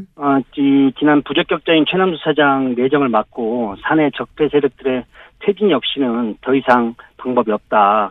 따라서 이를 위해서 구성원들과 함께 요구하고 주장하고 같이 힘을 모으겠다. 간단히 말하면 이제 총력 투쟁하겠다. 뭐 이것으로 보시면 되고요. 이것이 YTN 바로 세우기를 위해서 불가피한 선택이라는 것이 저희들의 판단이고 구성원들의 요구입니다. 게다가 뭐 MBC에서는 이제 그 사장이 선임됐고 KBS도 이제 예, 이사 한 분이 아마도 해임이 될 것 같으니까 예. 여야 숫자가 바뀌어서 KBS 문제도 일단락이 될 것 같은데요. 길이 보이는데 그런데 YTN에서 어제도 그 임장혁 기자가 잠깐 얘기하긴 했습니다만 노조의 공식 입장을 듣고 싶은데 최남수 사장 내정자를 반대하는 이유는 뭔가요? 크게 이제 두 가지로 설명드릴 수 있겠는데요. 첫 번째는 저희가 이명박근혜 정권 9년 동안 언론장을 가장 고통받았던 언론사 아니겠습니까? 이런 곳의 사장의 최우선 과제는 이 구체제, 따라서 이 적폐 청산을 어떻게 실행할 의지가 있는가와 변화와 개혁을 할 수 있는가 이 부분입니다. 그러나 이 부분, 이 최남수 내정자 이 부분 때부터 저희는 반대했던 것이 이분이 YTN에 어려울 때 계속 뭐 두 번이나 뛰쳐나갔고 또 소위 이제 저희는 탈영병이라고 부르는데요. 탈영병. 회사와 조직에 대한 이해가 없고 재건을 할 적임자가 아니라는 판단입니다. 결국 그렇기 때문에 청산도 변화와 개혁도 어렵다는 것이 이제 저희들의 생각이고요. 주장입니다. 또 하나는 이분의 과거 행적인데요. 이분이 그 머니투데이 MTN이라는 경제방송 시절에 보도본부장, 부사장, 사장까지 역임을 했어요. 네. 그런데 본부장 시절 지금 칼럼이 대거 확인되고 있는데요. 어제도 뭐 임장혁 기자가 말씀드렸지만 이명박 재산 헌납 발표에 뭐 위대한 부자의 아름다운 선행이라고 한다든가 예. 4대강을 잘 마무리해서 자전거도로 연결되는 것이 꿈만 같다고 이렇게 얘기를 한다든가 꿈만 같다. 그리고 허위사실로 밝혀진 노무현 논두렁식의 이런 걸 조롱한다든가 도저히 개혁 인사라고도 볼 수 없고 그리고 촛불 항쟁의 결과물로 나타난 리더인지 납득이 안 간다는 거죠. 그리고 그 칼럼 쓴 시기가 공교롭게도 그 YTN 제일 이명박 정부한테 유린당하고 힘들 때 어제 그 임장혁 기자, 노종면 기자 이런 분이 불법 체포당하고 제일 고초 심할 때였어요. 이건 기자들이 체포됐었죠 그때. 아예 YTN 예, 체포됐었죠. 예, 그런 상황이었기 때문에 이걸 정서적으로 우리가 과연 감당하고 이해하겠는가 이런 부분입니다. 노조에서는 그 9년간 최소한 3년 이상 보직을 맡았던 간부들은 보직 보류, 해임도 아니고 보직 보류를 요청하고 있는 걸로 아는데 이에 대해서 최남수 내정자의 입장을 들어보고 방향을 결정하겠다. 그게 뭐 네네. 얼마 전에 보도였던 걸 기억하는데 입장이 어떻게 나왔나요? 참 어렵게 협상은 했는데요. 최남수 씨하고 제가 지금 지난 만 8년이죠. YTN 보도 공정성이 훼손됐고 노사관계가 심각하게 문제가 있다는 것은 서로 동의를 했어요.